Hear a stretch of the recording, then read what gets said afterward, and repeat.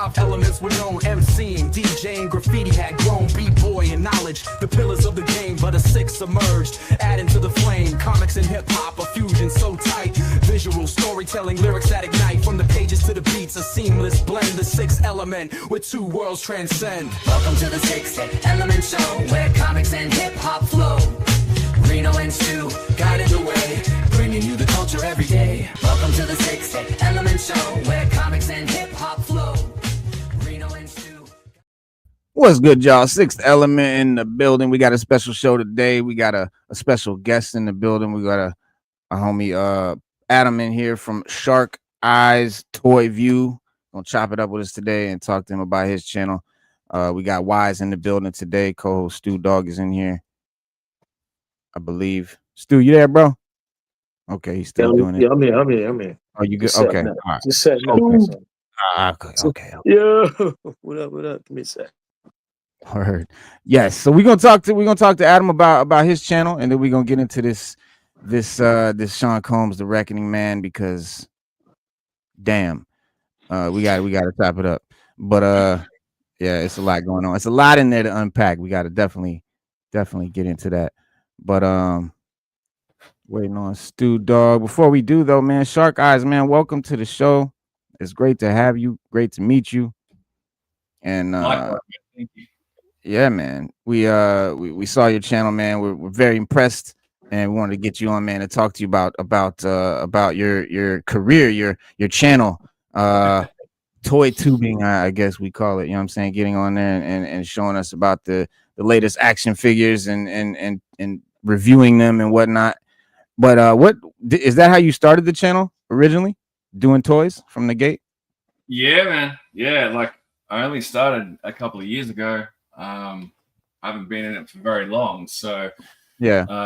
In that time, like it's blossomed as a result of being able to get a lot of stuff first. So right, that's a secret sauce, really. I think people dig the content and dig, I'm Australian, so there's a bit of a difference there too, like because there's lots of toy tubers, man. Like there is no shortage, and there's many reviewers. So right. So yeah, this is this guy right here. That comment right there. That's one of my good friends, Ronnie Trickshot. We that's like your co-host, right? Yeah, that's him. That's him. Do your live yeah. Oh, what up? What's good, Ronnie, man? Welcome. Yeah, we looked at a couple of you guys' live shows and stuff. Very cool stuff. G.I. Joe chess. That is crazy. Bruh. I was like, yo, look at the chessboard. That's a dope idea. Did one of y'all come up with that? Yeah, look, Ronnie, to his credit, he's the ideas man for the large part when it comes to those live streams. He's very clever at coming up with stuff that's different because, anyone can get on a stream and just talk for hours on end, whether they do it solo or they do it just, in this kind of format. But Ronnie's all about having a point of difference and actually talking about toys, because in the toy tuber world, there's a lot of egos, I guess, and there's a lot of drama at times, and people try to some people, not everyone, but some people try to capitalize on that. But we just want to talk about Joe, you know what I mean? And Ronnie's a vintage collector. I'm a modern collector. So there's, that parallel there. I used to be a vintage collector back in the day, but we just try to have fun with it, keep it loose, not take ourselves too seriously, and just offer something different. You know what I mean? Yeah, sounds like us. That's what we do over here, man. We just kind of kick it, man. We keep it chill, nothing too crazy, man. But we just trying to do something different, man. Bring in the hip hop aspect. Because comic books, honestly, we as we know are a very big part of hip hop, always have been, and that's why we call it the sixth element, because that's like the sixth element of hip hop. And so we kind of morphed from originally doing comic stuff, then we got into TV stuff, but we tried to get into the toy tuber thing. But I think I'm glad that you said it, man. It's all about being able to get them first. We don't get them for like a month after you guys, so if I do a review, people have seen it like 3 weeks ago. There's no one, you know what I mean? Like they really have to love me to want to watch my review. It's true. Yeah, that is true. And you know, if a channel has thousands upon thousands of followers too, like if they get something first, Yeah, they are taking it and running with it. You know what I mean? I'm like, Right. I'm a small channel compared to a lot of those bigger guys. Yeah. But yeah, look, my geographical location, some Mhm. hustle, just, you know, trying to stay on top of things. Like I'm constantly looking at local retailers like daily. Like if someone's Right. coming, I'm jumping on it. You know what I mean? Like a lot of people, I don't think are as sort of proactive on that front. I'm not talking about reviewers, but just pick some the collectors in general. And yeah, like you said, like the distribution is all part of it, man. All part of it. Yeah, definitely. Do you mostly get stuff like online, or do you, like you said, you go to the like physical stores, or what? Both. Yeah? So, yeah, I've got like we have Pop Culture here, which I think still ship internationally, and they're huge. A lot of Americans will have heard of them, and I use them sometimes because they do sometimes get stuff in early. But I've got an LCS that will occasionally get stuff in. It's about 20 minutes drive from my house, and that's where I pick up my comics as well. So it serves two purposes. And there's a couple of others here locally, like e-tailers that aid my cause, and I've got a connection in Asia that helps. So yeah, man, it's just about jumping on it when I can, you know. Yeah. Nah, it's definitely Stu Dog, what's up, man? You got some questions for the homie? Oh, 100%.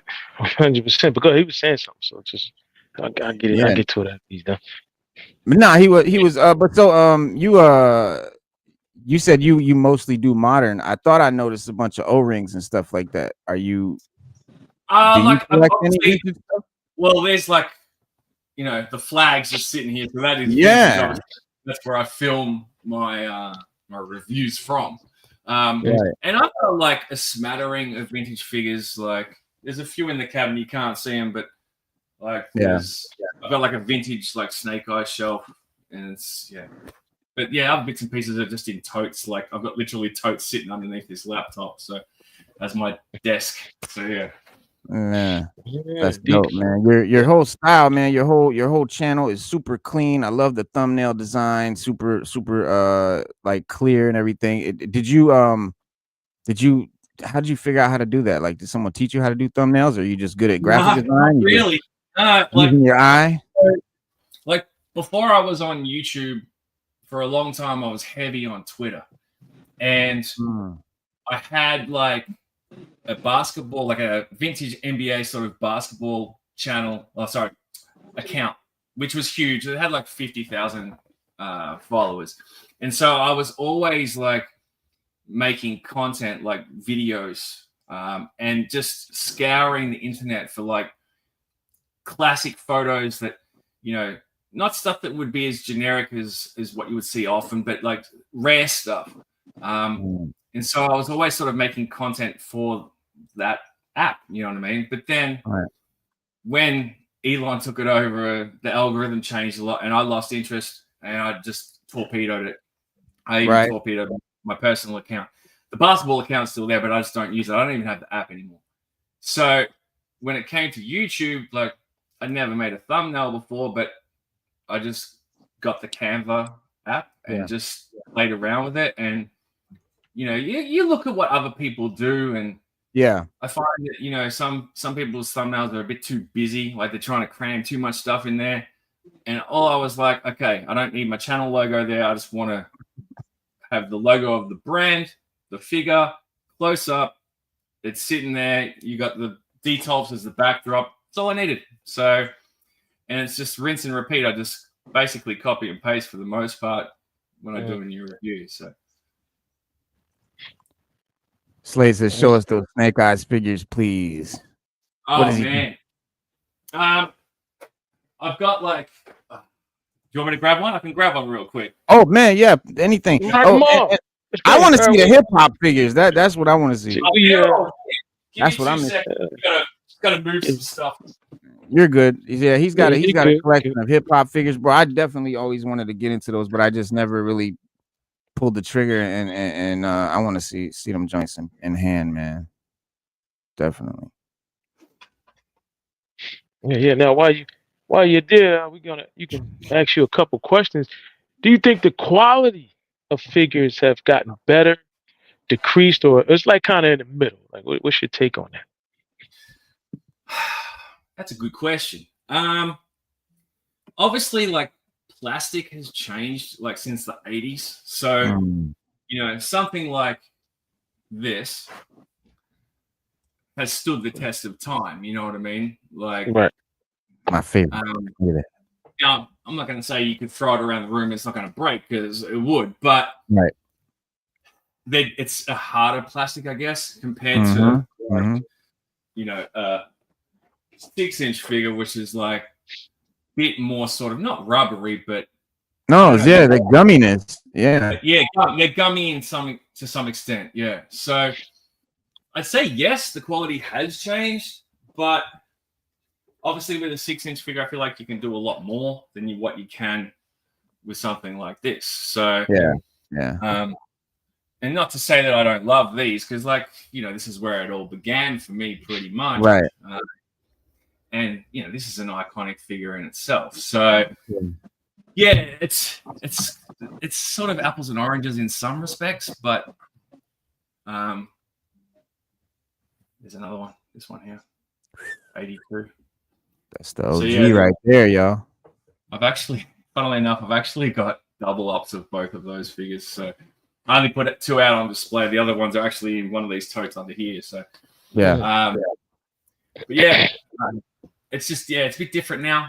But personally, I just like the 6-inch stuff because I'm older. My eyes are worse. Like a lot easier to manipulate with big hands and fat thumbs. So yeah. I noticed one day, I realized one day, I was like, you know what? Like this 6-inch classified figure in my adult hand is like the same size as the 375 was in my child sized hand. Yeah. So you're right. It definitely definitely translates, man. And I'm into it. But the gummy ones, like I noticed that when you pose some of these gummy ones, like if you leave them in that pose for 6 months, a year, you go to straighten them out, their leg is all molded that way. Yeah, or whatever. Yeah, that does happen. Yeah. I've got like some of the ones that you can't really see, but that are posed up here on the top of the details. Like I've got some that are like crouched down, stuff like that. And if I pick them up for a review or something like that, I have to kind of really work them back into a standing position for that exact reason. Exactly. Yeah, Billy Boy's Toys said 1976 Shark Eyes was the very first classified review I saw when I started collecting. Huge fan. That's awesome right there, because like that makes a fan for life right there. I remember like my first comic channel, Comics Explained, was like what got me back into collecting comics again.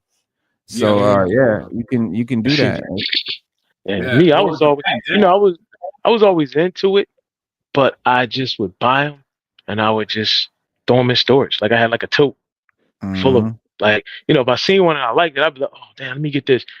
And I would never take them out the pack, display them or nothing like that. And then as I got older, because of YouTube and like you said, Twitter, and I'm seeing all these guys, I'm like, oh, wait a minute, you put mine out. So, it was more like a thing where I'm seeing these guys putting them out and displaying them in ways that were just nice. Like I was like, yo, I could do that too. They were hanging them on walls. They got shelves. They got glass shelves. I just started doing the same thing. And I started pulling out stuff I bought back in like the 90s, like, and just putting it out, man. And so that's where I'm at with it today. Whereas, like me and Reno are from two different sides of the spectrum, where he stopped collecting and then he got back into it. And I always picked up something here or there, but I never displayed it. And he was displaying before I was. And then I'm, watching him and knowing him. I'm like, yeah, let me get my day. He's hyping me up. Stu, man, just put him out. Just put him out. Take him out back. So I started taking them joints. Yeah. So I just started doing it, man. Just taking them out, man. Now, for you, you said you had a Twitter account. On Twitter, the videos are kind of short on Twitter, like you can, unless you go live. So how are you able to how can I put it?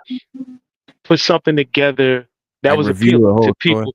Right. Yeah, like revealing or to reveal or that was appealing to people and say, you know what, I'm gonna keep watching this, man. Like what was your secret? So with like the NBA stuff, like I would take highlight videos.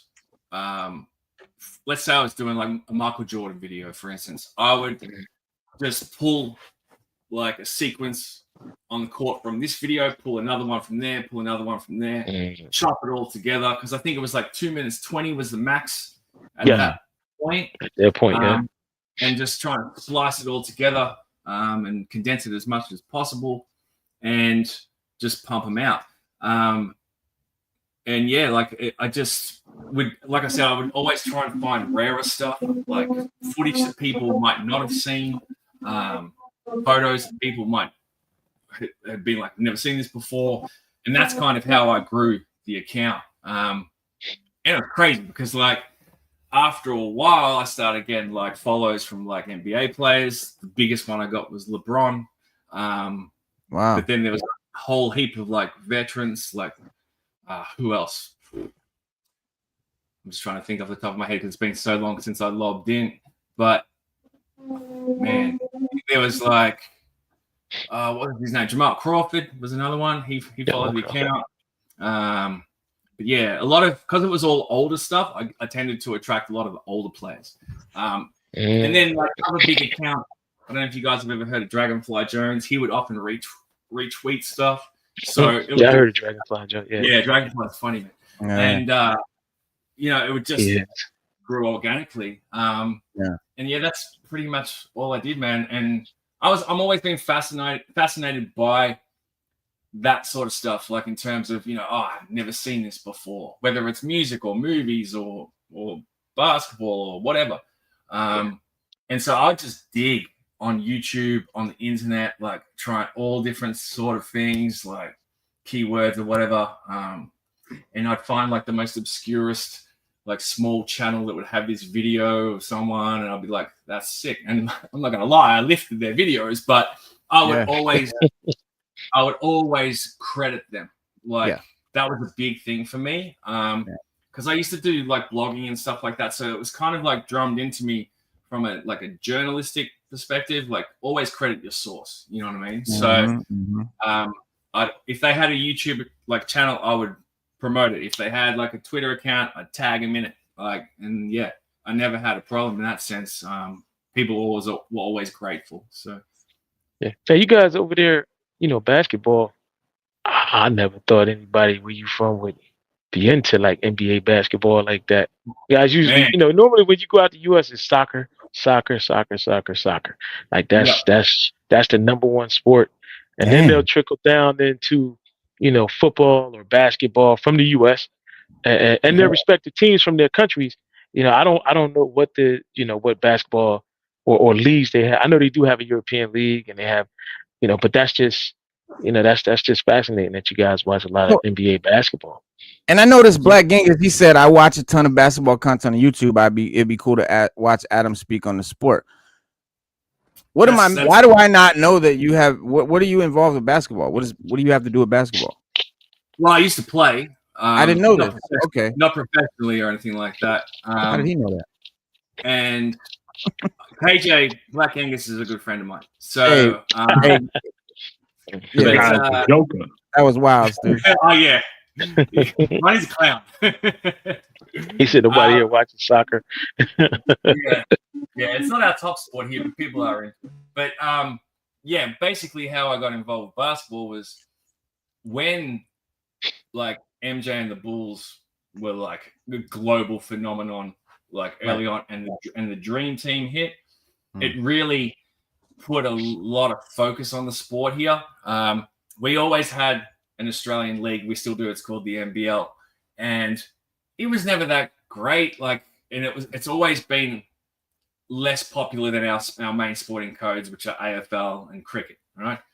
So I just became enamored with the game, and you know, all those NBA home videos were available to us here. So I would watch them on repeat, especially like the Bulls ones, the Jordan one, Michael Jordan Playground, Come Fly With Me, blah, blah, blah. And yeah, I just became a fan. That's when I started playing. I got into the culture of like starter jackets and Air street Jordans. ball. Like, Yeah, that's the street side. Yeah, street ball. Yeah. Like the hip hop connection to the NBA, it was like two worlds colliding for me, you know, because I was already a fan of like rap music. So it was like natural progression. And then I became a sneaker collector. So yeah, that's and I've still got a pretty decent collection. Sneaker collection. Yeah. Now, quick question. Now, quick question. Right now, on I guess everywhere, Twitter, YouTube, they have this debate going on about LeBron and Michael for something LeBron said. This is true. This is true. It was something LeBron, it's ridiculous. Yeah, this is something LeBron said. This came out of LeBron's mouth, and another basketball player, I forget who it was, and they were saying that they think that if Michael Jordan would have played in this era now, these guys, because that's what it was.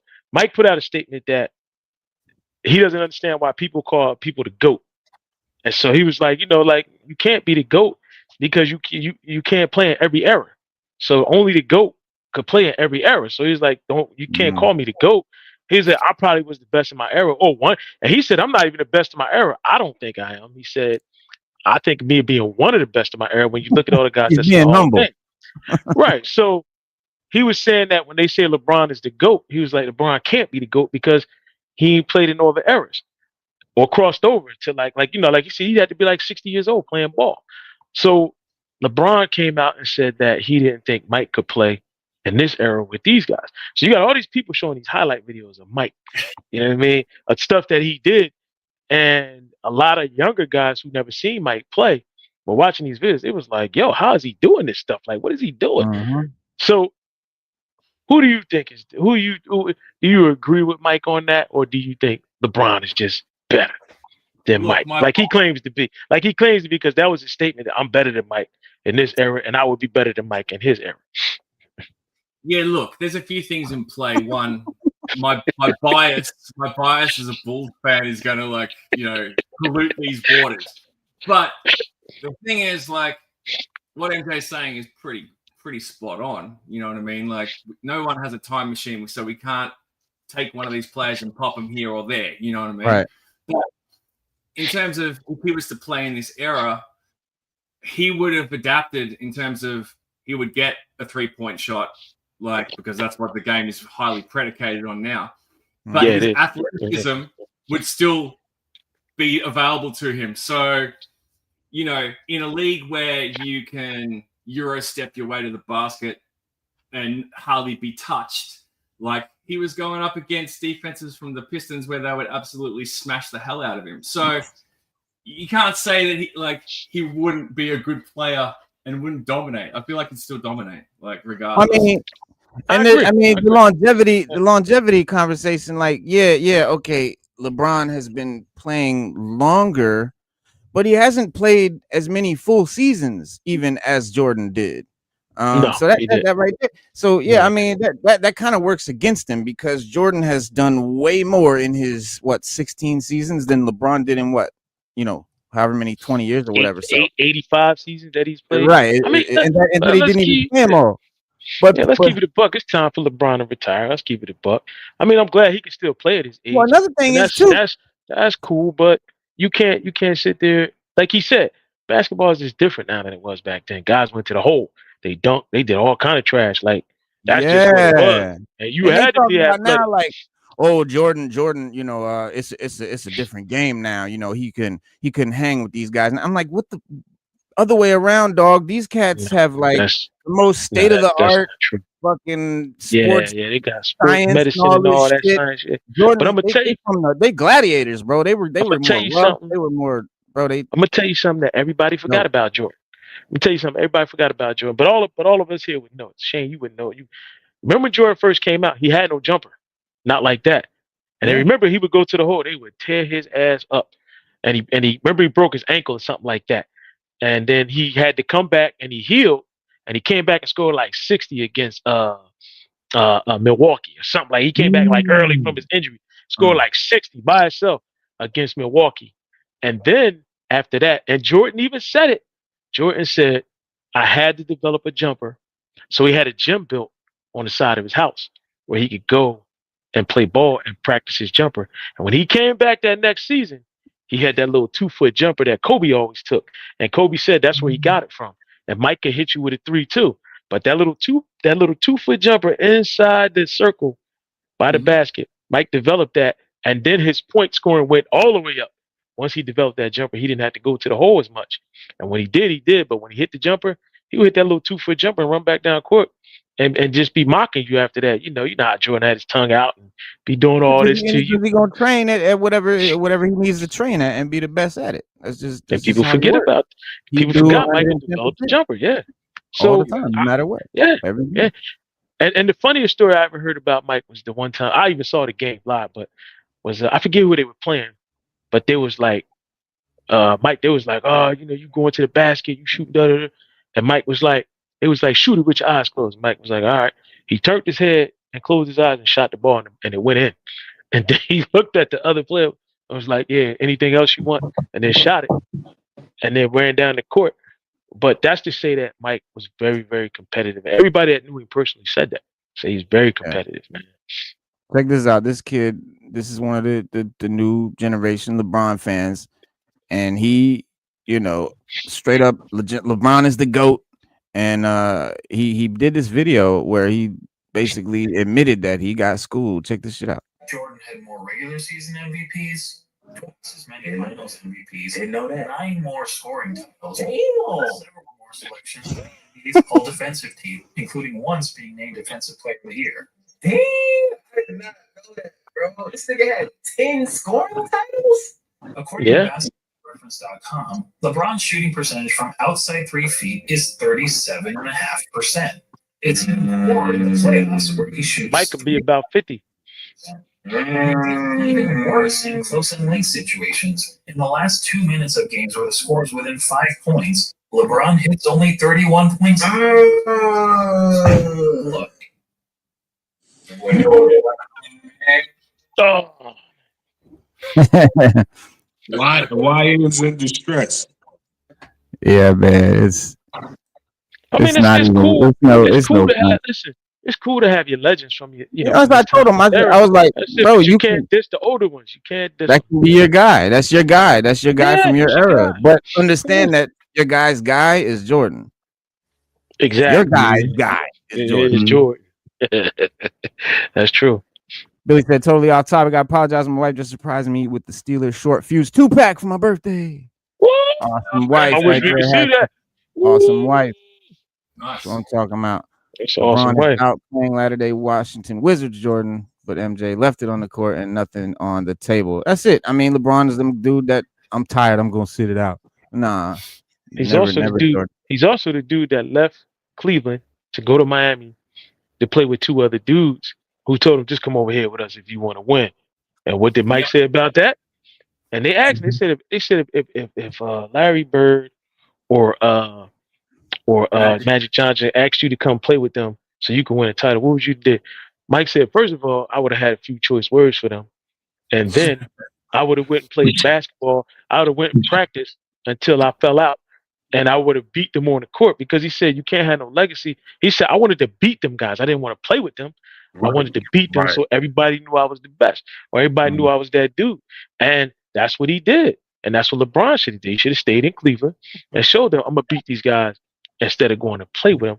And Mike played with the Bulls for what? And won 6 titles in 10 years or something. And it really took Mike 8 years to win his first title. He didn't win it off the bat. It took him 8 years to beat, and he had to get by. Look at the people he had to get by. Bird. He had to get by Isaiah and them and that crew. Then he had to get by Milwaukee and that crew. Then he had to get by Patrick Ewing and all of them. So to come out of the East, that was hard. Those are all-star super teams and all those guys in the Hall of Fame. Mike beat all of them. Mike beat everybody. I got somebody that topped both of them though. Who? Kobe. I mean, I get Kobe his props.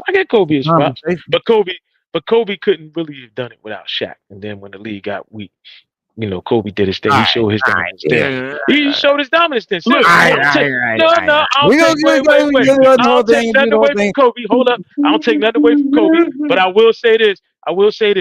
Kobe and Shaq, because that's another argument. Kobe and Shaq needed each other. I don't care what nobody said. They needed each other. And they were very dominant when they were together. Like you couldn't do nothing with the Lakers when them two That's kind of unfair. That's kind of unfair. Shaq was all right. We could say that when Kobe left. Kobe got one when Shaq left, and I take my hat off to Kobe, man. Kobe was a good player. We can say that Kobe and Shaq without Pippen. I was gonna say that. Yeah. It's the same thing. No, it's the same thing. You're right. It's the same thing. And Mike says it. Mike says I couldn't have did it without Pippen. Just like Dr. J said he couldn't do it without Moses and them. It's true. It's 100% true. Yeah. You had Kobe and Shaq. You had Jordan and Pippen. You got Moses and Doc. Gingers and Ninjas. Gingers and Ninjas.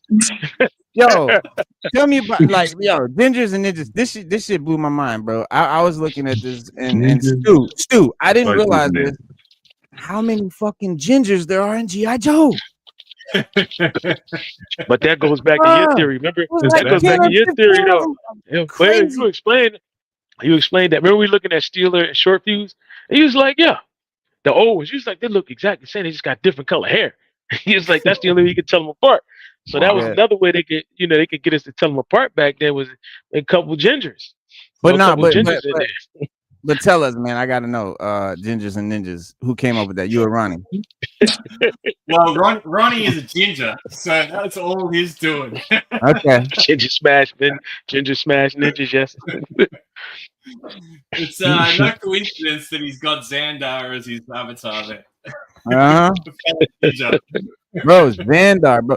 I was blown away how many gingers are in G.I. Joe. You don't know, bro. It's a lot. It's gonna blow your mind. It's gonna blow your mind. I mean, ginger was the thing back in the 80s, man. You know. What? It was, man. You know what made gingers popular? You know what made gingers popular in the 80s? Let me give you the buck. Porn. That was it. That's what made porn. Porn made porn made just because at one point you watch. Listen, it made because people didn't know that if you were ginger on your head, you ginger all over your body. People didn't know that. Till porn. That was it, bro. That's what made it. That's what pushed it over the top. That was a revelation in the 80s. That's what it was in the 80s, bro. That's what it was. That's a crazy take right there. I'm not taking your word for it. You say when these a tingle of ginger and then mingle. Yeah, man, that's what it was back in the blondes and gingers was the thing back in the 80s. Ginge. A tinge of ginge in their minge. Ginger minge. That's what it was back then, bro. I'm trying to tell you. Slice of ginger minge. Yeah, go take a look. Yeah, man. Oh man. So Adam, man, you have a decent size like hip hop figure collection? Yeah, it's pretty modest. I mean, I have none. Like I only have like some pops, but like I was gonna buy some of these, but I never really just pulled the trigger. But yeah, I would like to see some of those. All right. Well, this guy's kind of on topic, so we'll start with him. This is just a Super 7 number. That's hard. Yo, that's so dope. That's fire. And I mean, like these are just 5 POA figures, of course, but it's the card back that really sells it, doesn't it? Let's be honest. And, like the figure's pretty cool too. Right. Like got his Timbs on and shit, but just very basic. Yeah. It's not for articulation or anything. One of the most famous babies, like. Oh, actually, he does have an accessory. It's fallen down the bottom. He's got like a chain. You might not be able to see. It's probably going to be. It's there. Oh yeah. That's Super 7 quality for you. What else we got? This was word. Instant buy when I saw that I made this one. Yeah, that is dope. Collection's fucking with it a bit. The glare's kind of fucking it up, but that is dope. Yeah. That's actually more detailed than I thought they would be. Yeah, that's Yeah, it's One pretty is good, dark man. and hell is hot. What an album. Mhm. What an absolute Right. banger of an album. Goodness gracious. You'll like this one. It's a good Oh, one. that's my joint, right? That's my guy right there. That's my favorite MC right there. I love that they did that, man. But you know what I really want to see? I want to see a Ghostface figure with the bracelet, with the Oh, with the eagle, Wonder Woman the arm. Yeah. medallion, and the robe. Like, where's Yeah. that shit? Oh, That's the that'd Ghostface be dope. that I I'd want. love to have that one here. Yeah, but what else that's we got? dope. That's the cover. Staying, Joint. staying on the Wu-Tang tip. We got Oh, Puffy yeah. Digital. Yo, Yeah. I tried to get that figure. It sold out so fast, made my head spin, man. I wanted that Oh, because that's I love Bobby Digital. I think that album cover right there, it was dope. It was phenomenally dope. That yeah. was really cool. Comic book / 70s exploitation. Yeah. Crazy. Because Very the tape, much. if you had Yeah. the cassette had like a flip top and like a cigarette pack. The cassette, they had like a flip top. You flip and pull the tape, Yep. pull the cassette out. Yeah, I got that joint. I still got that joint, man. But That's pretty You're much it for the welcome. figures. Like I've got, like you said, I've got like pops and stuff. They're up there, but they're a fucker to get down, so I didn't grab any of them. But it's all good. Alright, Man. It's yeah, all good. We know you got it. It's all good. comics, Oh, NWA, that's nice. dope. Yeah, That's dope. dope. I've never seen that. That's Yeah, it's actually I'll tell you a funny story about that comic. I think it was Easy E. I watched an interview where he says either him or Dre when who was it that was signing comics? What was the comic company they came out with all the super comic book artists back in the day? Was it Image or My Image? Yeah. Yeah, Image. So in Cali, Stu, when they first came out, listen, man, my brain is kind of mush. It's been a long day. They said when they first formed it, they were doing like a signing, and Easy E was saying how like he went to one of the signs and took that same book and they signed it for him. And yeah. you know, he was saying that, you know, he bought a few of their comics and got them all signed and things like that. And I thought that was phenomenal that they did that. And that goes to further show the link between comics and hip hop, because these big hip hop artists, they read comics. I mean, they're famous all over the world, and they still read comics and paying homage to these comic books. I mean, they standing in line like, look, I'm getting my comic signed. Forget all that. Easy was apparently a big comic book fan, and that Yeah, I he know was. that signing you're speaking of, it was Rob Liefeld. There's a photo of them together. Yeah. Yeah. But speaking of comics, this is another banger. Oh yeah. Yeah, I got that joint. I got that comic. I gotta get slapped. That's we were collecting all the hip hop comics. Yeah, remember we got all of them. That one I've never seen. You know I had to get the cable. Yo, I never seen that. I gotta go hunt that down. Yeah. This one. I got that one. Look, that's the Grave Diggers. Yes, Grave Diggers cover. I got that one. I have that one. Chest and Champ. That's Liquid Swords. Yep. Liquid Swords. Yep. That's crazy. There's the Dark Side. Oh, from I don't have that. I gotta get that. DMX. Yo, that's fly. That's fly. Lauryn Hill. That's Lauryn Hill. I got that one. I got that Lauryn Hill one. Yeah, that's fly. Yeah, that's a few of those. I got a couple of other ones, but they're my favorites from that run. Like that was an awesome thing, like collaboration kind of project. You know what I mean? Yeah. The Nas one we were looking at, if you have it slab, it's up there in price. Slab. Yeah, man. Oh, the Illmatic? Yeah, that's like 500 raw. Yeah, so it's like 500 for a raw. Yeah, you slab it. It's like twice the price. You got the new Czarface. Oh, nice. Yeah, the new Czarface. We got the new Nas joint. Oh, I was just going to say that. The new Nas appeal. Yep. Yeah, I got mine. I got that Over Forever. I got that one. Over Forever. I sent mine. Yeah, I sent mine off to get slabbed, so I'm waiting for him to come back. And that's Ghostface's actual comic. 12 Reasons to Die. The album was dope. If you ever get a chance, listen to the album 12 Reasons to Die. There's two versions. Yeah, there's two versions of it. There's a brown paper bag version of the album, and then there's a regular version. Okay. That's pretty cool. I'll show you something else I picked up. To Adam. Oh, yo, from Nip. From Nipsey Hussle. Oh wow. Yeah. How'd you come across that? How'd you meet him?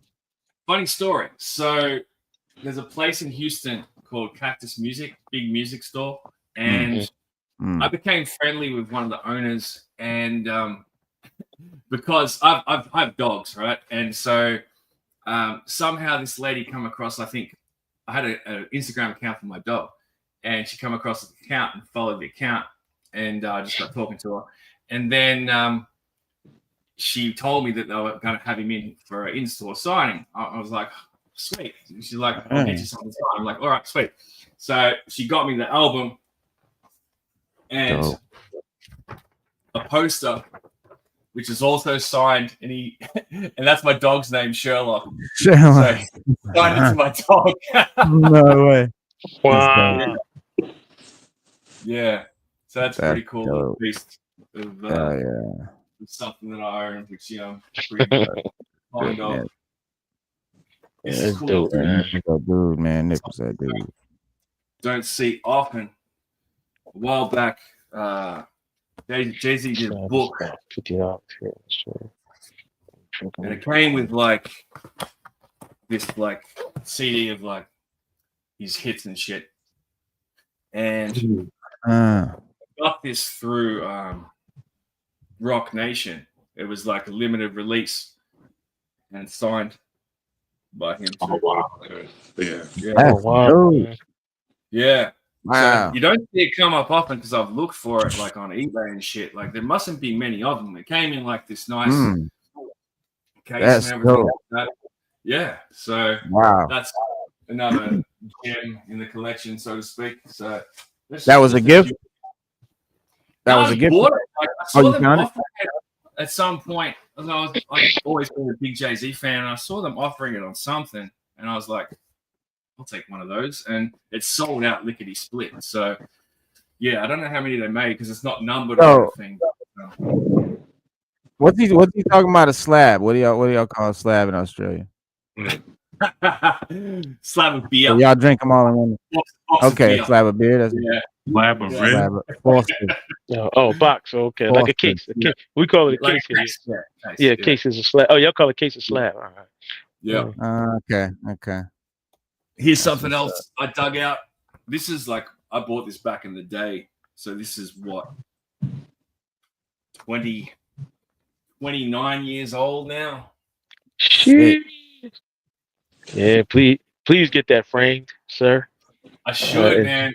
I really if you don't should. have that framed, you're doing yourself a real disservice right now. And when you get a chance, get that framed. Even the source ones, they go for a lot of money. Even the source ones, there's people that actually literally collect those, and there's collectors for them. Yeah, there's collectors for them. Yeah, source magazines. Yeah, I have like a box of like source magazines, like nice. still in storage, but those ones stay up here. But yeah, so there's a few gems from the collection, fellas. Yeah. Oh, quick question, since you guys are down under and things are different there, and y'all get things that we don't get, and vice versa. Those shelves in the back, were they from IKEA? So is that the Delta? Is that the Delta? Yeah. So two of them are from IKEA, nice. Right? That's my question. That's my question.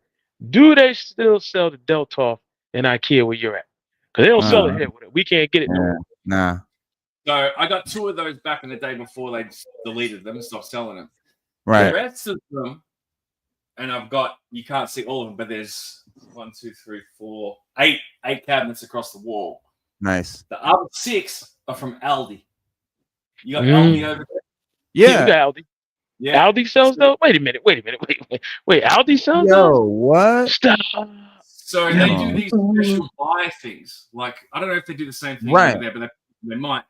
And like every June, July, they bring these back every year. And they sell out. Yeah. Get out. And they're about $100, $90 or something. What do they call them? Like, what am I looking at right now? They've got some of them names. They don't call them a detail. They call them something else, but I can't remember. But yeah, is the quality just as good as the Delta? They're pretty much identical.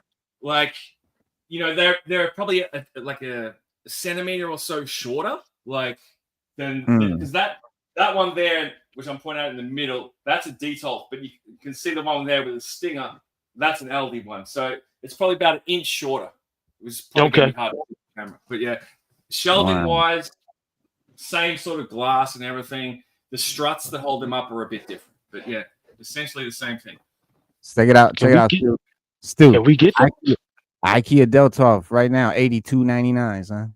I'm ordering right now. I'm ordering. Where? Like Where? 5 right now. They're on fucking Proudly Made in America. What Alamon Dundee? I don't know. It's a website. We gonna go in there because I need one more shelf for my collection. I just need one just and I'm good to go. Did he come in white or did he just come in black? Say they got 9 left. To say if you get 4 of them, you get 30% off. Hold on, what? I'm scared. This might be some crazy bullshit site though. I'm worried. It's called CD.Alamodia Day at .com. This might be a Nigerian scam. I don't know. No, man. You could tell if it is if you go down to the bottom. How you gonna tell? How you gonna tell? Go down to the bottom and then look at your social security look at the joint. Look at the joint that says accessibility policy right there, or contact us. Mm-hmm. Yeah. They legit. Do they got a customer care number? Bro, all they got is a fucking email. Kiss my ass. Yeah, that's somebody selling. That's somebody selling those. It's a store. It's legit. Really? It's a store, but it's somebody like it's a small like e-store somebody's running. So they probably bought those and then reselling them. Well, whatever it is, I'm gonna at least try to order one and see what happens. Yeah, that's somebody's e-store. Yeah, that's somebody's e-store. Yo, we've been hunting for some of them be legit. Bro. We've been really hungry. Nah, we've been searching for those I'm gonna keep it a buck. When we learned about them, they were already discontinued. The time we came late, we were like, "Yo, these shits were here for $99, and now they're like $200." No, and when I bought mine, I bought my first one. They were like $60, and then I went back to get it. And I used to tell Rhea, I said, "You had one, yeah." And then and when I went back, I messed up because I had a chance to get 2, and I was debating. I was like, should I get 2? And I was like, I'll come back and get another one. And by then the price went up. They were like $89. So I went from paying $60 to $90. And then right before they discontinued them, they went up again to like $100. And when I went down there, I couldn't get them. I drove all the way out here and couldn't get it. I was upset, man. I was like, damn, I should have. And I remember, he used to always tell me, he's like, still, you got to get it if it's right, because he might come back. It ain't going to be, they'll buy it up. And I ain't slept on nothing since. I just be like, I'm getting it. Fuck it. I'll just get it. But you're gonna have to move to Australia, mate. I might have to. The LD cabinets. I might have to, man. Listen, man. As much as I travel, I'll come down there for about 2 weeks, man. Because if I go that far, it'll take me 24 hours to get to Australia from where I live, man. What'd you say, man? Do your kangaroos fight people? Oh yeah, that's a thing. Like, okay. Like, kangaroo will fuck you up, bro. Yeah, kangaroo will fuck you up. Like back in the day, I'm talking like the 50s. Like we used to actually. This is no word of a lie. I'm not like G'ing you up. We used to have organized like boxing fights where people would fight them in a ring. I heard about that. I heard about that. Yeah, I've heard about that. I never seen it, but I heard about that. I mean, we've seen them in like Looney Tunes cartoons. They always show that, but it had to come from somewhere, right? A damn fight club. You know what I'm saying? That was real. Kangaroo fight club. Now, but Australia has wildlife though. What about the scorpions down there? I keep it. But let me ask you something. No, I want to ask you something real stupid about this thing. Can a human really whoop a kangaroo? I mean, I'm beating the kangaroo ass. I mean, think about it though. Animal, bro, come on now. The humans don't have these kind of muscles and tendons that animals have, bro. We are not built like that. We got a brain that's it. We're like a blob of fucking useless fucking meat and a brain. We got nothing coming in nature. Hard enough, like it's probably just gonna bounce away. But you can put one down, I'm guessing, but they're pretty fucking strong. Like their leg power. They can disembowel you with like one kick. Like they cut you across stomach yaw. Yeah, those claws. You got to forget about their claws too. They walk around with knives on they as nails. They walk around with knives as nails. Yeah, that's true. Oh, But, you say kangaroo is I'm gonna good tell you eating something. too. I'm gonna Real tell you yummy. something. And this is I'm gonna tell you something. I am African American by descent, and I am, American. Or they would say so-called Black American. We don't mess with wild animals. Okay, if I see a kangaroo, I'm out, gone, running. I don't want boxing. I don't want to do karate on him. I don't want to use the force on him or nothing like that. I'm out, gone, baby, gone. But I'll be like, oh damn, kangaroo, he coming this way. I'm out. Now, if he catch me and he whoop my ass, he got that. But I ain't trying to fight no kangaroo. No the wild thing animals. is, before you no even nothing. get, they're generally they're pretty docile. They're not going to come after you. Like they're not a predator in that sense. They'll defend themselves if you were to mess with them, but they'll usually just fuck off and leave before you even get close to them. Like 20 minutes from my house right now, I could take you out for a drive and show you kangaroos in the wild. You know what I mean? And this is not like in the bush, like Crocodile Dundee styles. This is like on suburbia. So, Right. Okay. Yeah, because just with the development of the state, I live in Victoria. Obviously, as we expand out, we're expanding. Are you expanding into their territory? You're expanding into their territory. Yeah. So now, see, now, here's the thing. See, white people in America, they like playing with animals. They'll see wild animals. They're like, oh, that's peculiar. Let's go pet him. Like, oh. And then when you go around the world, white people around the world, they don't mess with it. They be like, no, we're not messing with that wild animal. You full of shit because in Australia they got what's his name? They got stung in the chest. Steve Irwin, the homie, bro. Well, he was making money doing that. He was about it for real. He wasn't doing that for money. He was really about that life. But you got to remember what Steve Irwin was before when he created that show. Yeah, Tarzan. He created that show in America. He created that show in America. He was doing that on his off time. Yeah. He did that in America. So, because like the other day I saw a video where a lady, I saw a lady the other day. I saw a lady the other day. She saw a black bear, and we got bears all over in the U.S. With the stereotypes, man. She said she tried to feed the bear and pet the bear, and everybody was like, "Stop! Like leave the bear alone." And the black bear, listen, I don't want to feed no black bear. Like oh man, go on about your business. Like a bear, and they showed the video where she was like kneeling down, trying to offer it food, and the bear was like trying to come. But he was like, wait a minute, you're a human. I don't know if I want to come get that. And then he was like, pacing back and forth. And she was calling it. Now you get up there and that bear get the food and then be like, he don't like the way it tastes. And then he just swipe you. You done. You done. Yeah. What's that saying? Play stupid games, win stupid prizes. Yeah, bro. Yep. No. Yeah.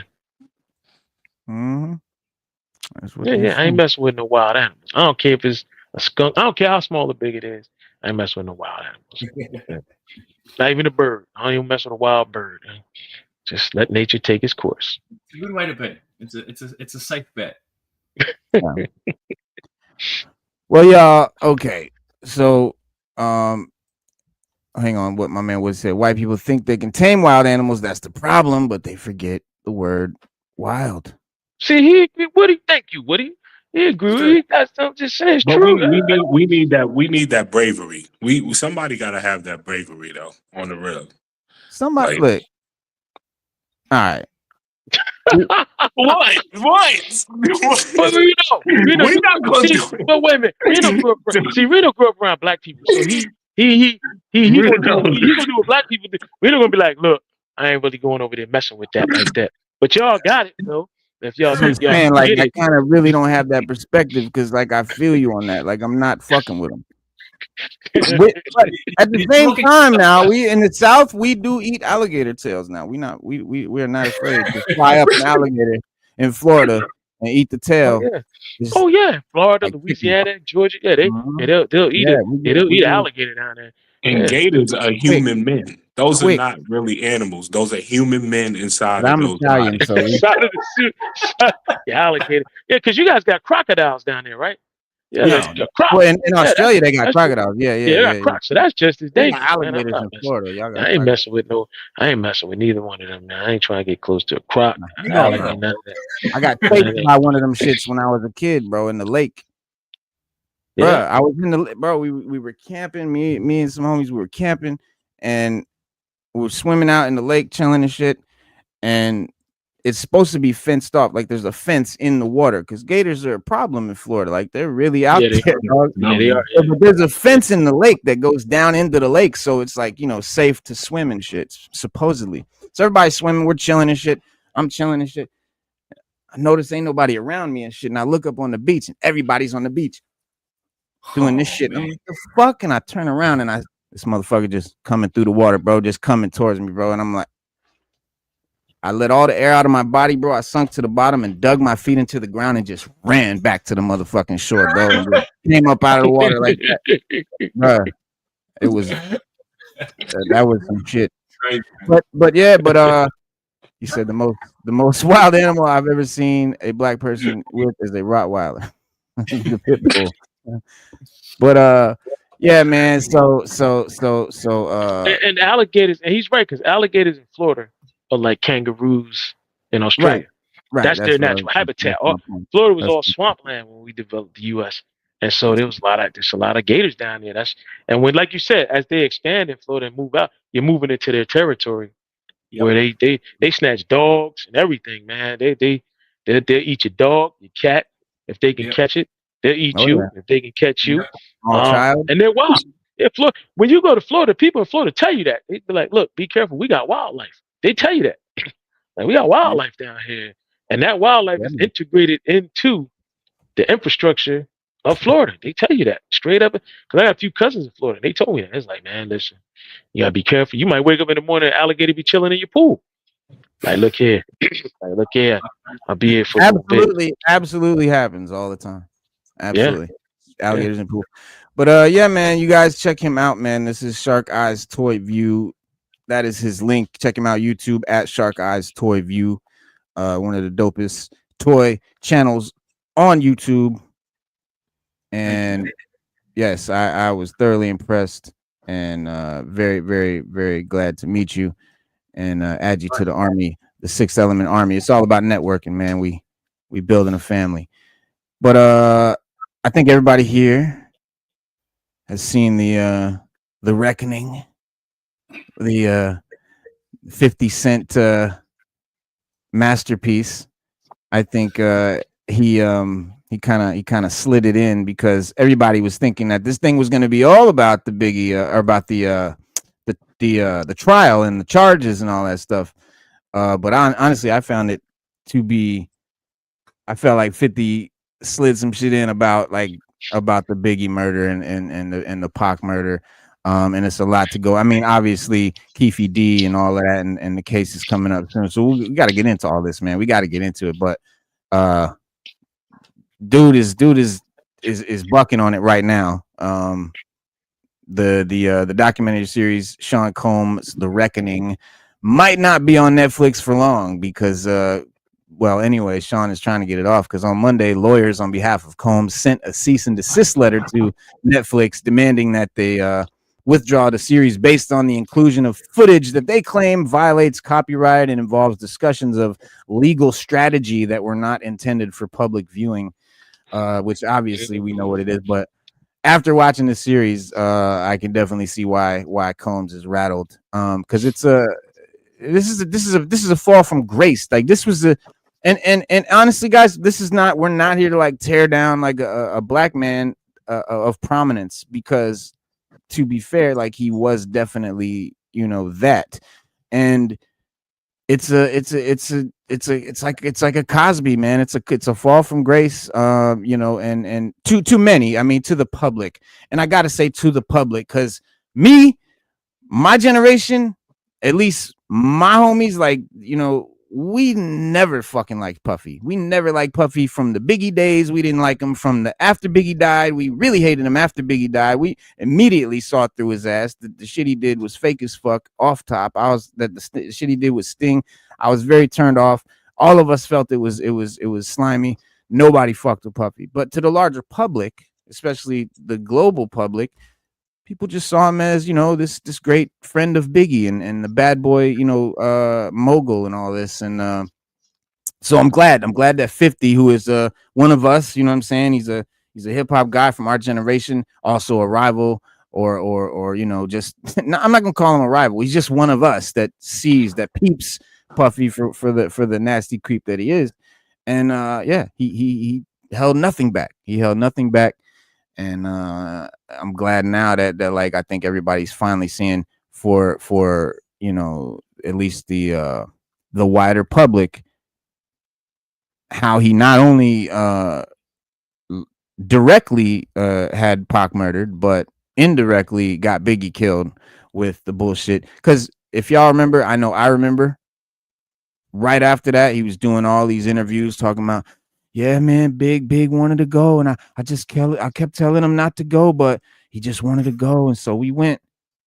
Total bullshit. Big didn't want to go. Puff forced him to go.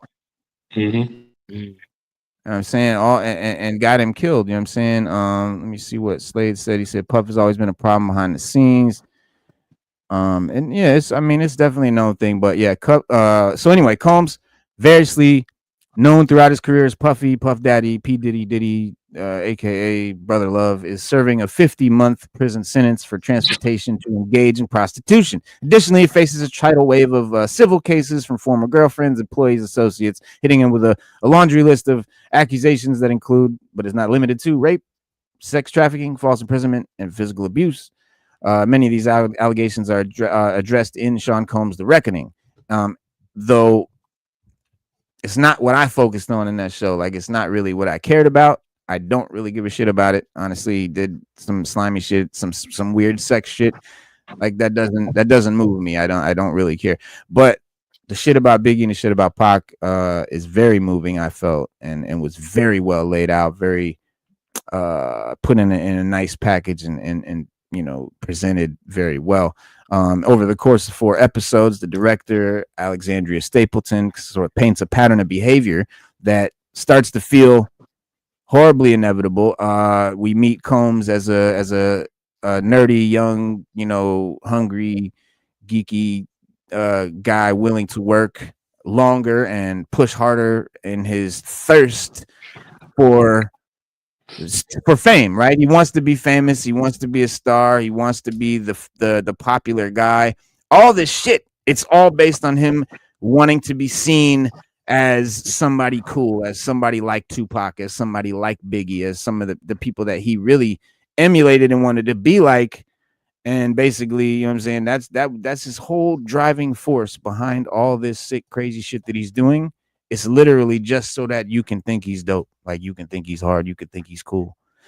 He's a textbook clinical narcissist, sociopath, fucking, and we see him grow into this all powerful mogul before he sort of makes the leap to becoming a rapper, trying to be a star, trying to be a celebrity, all in the songs, all in the videos, dancing, draped in furs, swinging champagne bottles and all this. So, but we see the uncanny sense of timing, right? Watching him pivot into reality TV fame, and at precisely the moment that his music career is turning to shit, right? After Biggie goes, what's left? And we look at all his success, and I always wondered, like, what is it? Danny D. Kane? Like, what the fuck? Like, what's going on after that? Nothing.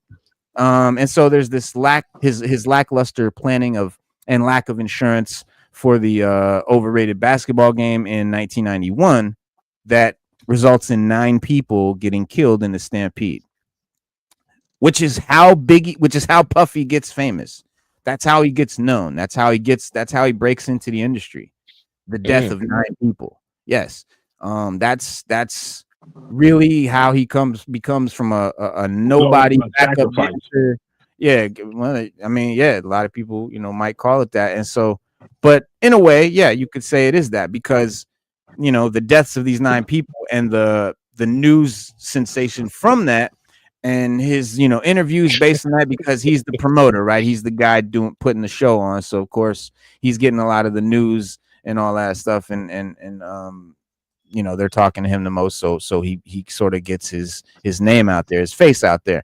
And there was a shooting in 1995 where he attempted to bribe the driver with $50,000 to claim ownership of the gun, right? So that he doesn't take the charge.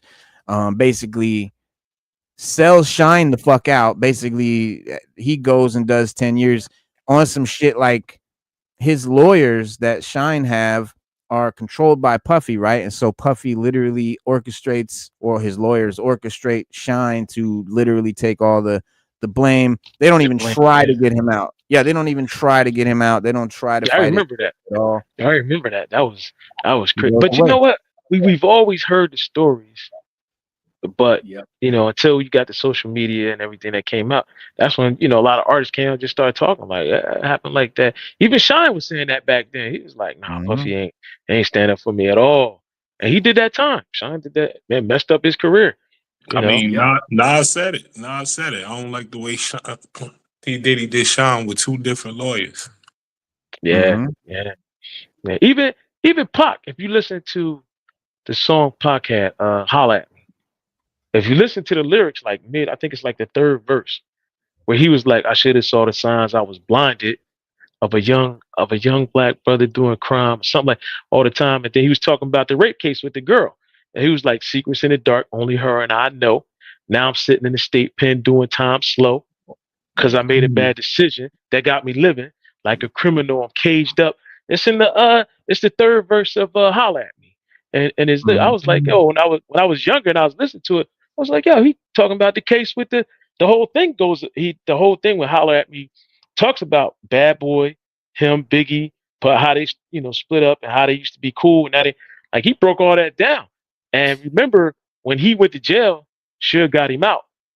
Because remember, Pop went to jail for that rape case. And he had just got shot and he had to go to jail for the rape. And they talk about that. And like I think it's the 2nd episode where Pop had to go to he had to go for the rape case. And he kept saying, I ain't raped the chick, I ain't raped the chick. And it came out later that somebody paid her to say that. Like he was at a hotel room with her and somebody paid her to say it. Like they said they paid her like 50 grand, 100 grand or something like that. And then she came out and said Pac, and Pac kept saying, I don't rape no women. Like, remember he had to statement, he was like, I love black women, I think they queens. I would never do that. But every woman that personally knew Tupac was like, no, he don't do that. Tupac would never do that. That ain't his style. And he got locked up for it. And then remember Suge and them got him out. Suge got him out. And he always blamed Puffy and them for that. He always blamed them for all of that. The shooting, the rape case, all of that. He always blamed them for that. Yeah. Well, we learned that basically the entire thing was started because Puffy and Suge had their really Puffy and Suge were hanging out a lot. Puffy wanted to break into the industry and do what Suge was doing with Death Row. He wanted to be the East Coast Death Row. So he's hanging out with Suge a lot. Some shit went down and one of Suge's homies got killed. They were out and it was Suge's best friend. Suge's best friend. Yeah, guy walks up, kills him. Suge grabs Puffy from around the neck and uses him as a body shield, as a human shield after his boy gets killed. And Puffy goes, it's all good. It's going to be okay. It's going to be okay. And Suge said, fuck you. It's going to be okay. Tell your kids it's going to be okay. Tell your mama it's going to be okay. Bro, let me tell you something. Suge Knight, that's a real gangster. That's a real gangster first. Absolutely. Music guy second. Yeah. 100%. We knew Suge was bad about it. He's a blood. Like, come on, let's keep it. Like, look, you gotta think about something, right? Look at Snoop Dogg. Snoop Dogg is a certified, bona fide, 100% a set claiming Crip. But he didn't chill with Martha Stewart. He didn't been to the White House. And everybody knows Snoop is a gang. He claims it. He claims he tells you, yeah, I bang. He don't bang, but he tells you he's a certified gang member. And look how far, look how much he's done. Look how far he's got. So like, what's that? You can take the gangster out the hood, but can't take the hood out the gangster. That's just what level they was on. Death Row is the most successful record company in the history of the world to this date. No record companies that started from scratch had more success than Death Row. Period. Point blank. That's a proven fact. And they got so high and they had so much going on. Like when I was watching the thing, they were saying like Puffy didn't take care of his artists at Bad Boy like they took care of their artists at Death Row. That was Yeah. two different. Those guys got paid out west. And I remember when Pop was talking about starting Death Row East. I remember that vividly because I remember he said that. He said, we're going to have Airbnb, Rakim, we're going to do this, we're going to do. Like, he literally was going to change the music industry for rap on a whole because these guys will get paid different. They'll keep their, their royalties. They'll get their royalties they supposed to get. Because Craig Mack's wife was on it, was like, we ain't had no money. Like, he got a #1 record on the charts, and we ain't got no money. Yep, a lot Craig of Mack. Puffy's artists said that. That's how Mace and Mace. Cameron, they Yeah. actually made up because Mace went on Gilly's podcast and finally said that. Yeah. Don't forget He finally 112. admitted. He admitted. Yeah. He literally broke it all down. That he literally said everybody was acting funny with me on the block when I went back to Harlem, and it's because they thought Diddy was giving me all this money because I had a Rolex. That's all I had. That was the front, and that's the rapper's front. They give you the Rolex, so you go and show that off. But that was all Diddy gave him. All them shows, all them songs. He said he ain't had shit. Nah, they didn't. No, that's they true. didn't give no money, bro. Cam and them started fronting on him Yeah. because they thought he had money. Habitual carrot dangler. He's like, look, I've got you this. Here's a fur coat. Here's a car or whatever. But the checks never arrive. You know what I mean? Like, right. He mastered that art, and it's disgusting. Yes, he did. Yeah, because then he could say, what money? I just paid $50,000 for a fur that you wear, $100 for the car. You in the house, that's another $200. Where do you think the money go? And then anytime he wants you out or whatever, well, this stuff belong to Bad Boy. It don't really belong to you. That's the game.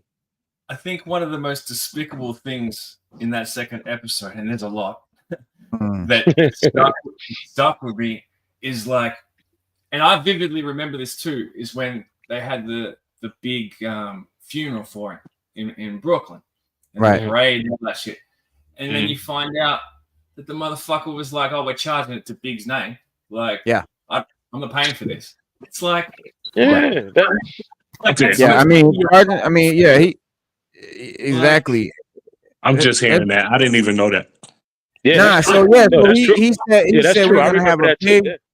He said we're gonna have a big funeral, and they were all planning this big funeral, and as he started seeing the price of things, Puffy was like, okay, we're gonna do this big funeral, but Big gonna have to pay for it. Basically meaning that what he's gonna do is now Big's estate, any money that he's got, any royalties, anything that was due his kids and his wife and all of that is now going to the funeral. Not to honor Biggie, mind you, but to give Puffy this big platform and show that Puffy threw this big funeral for his homie Big and make him real famous when he didn't even fucking pay for it. You didn't even fucking pay for Big's funeral. What type of fucking piece of shit? And that's beyond that. He then alters the fucking guy's contract.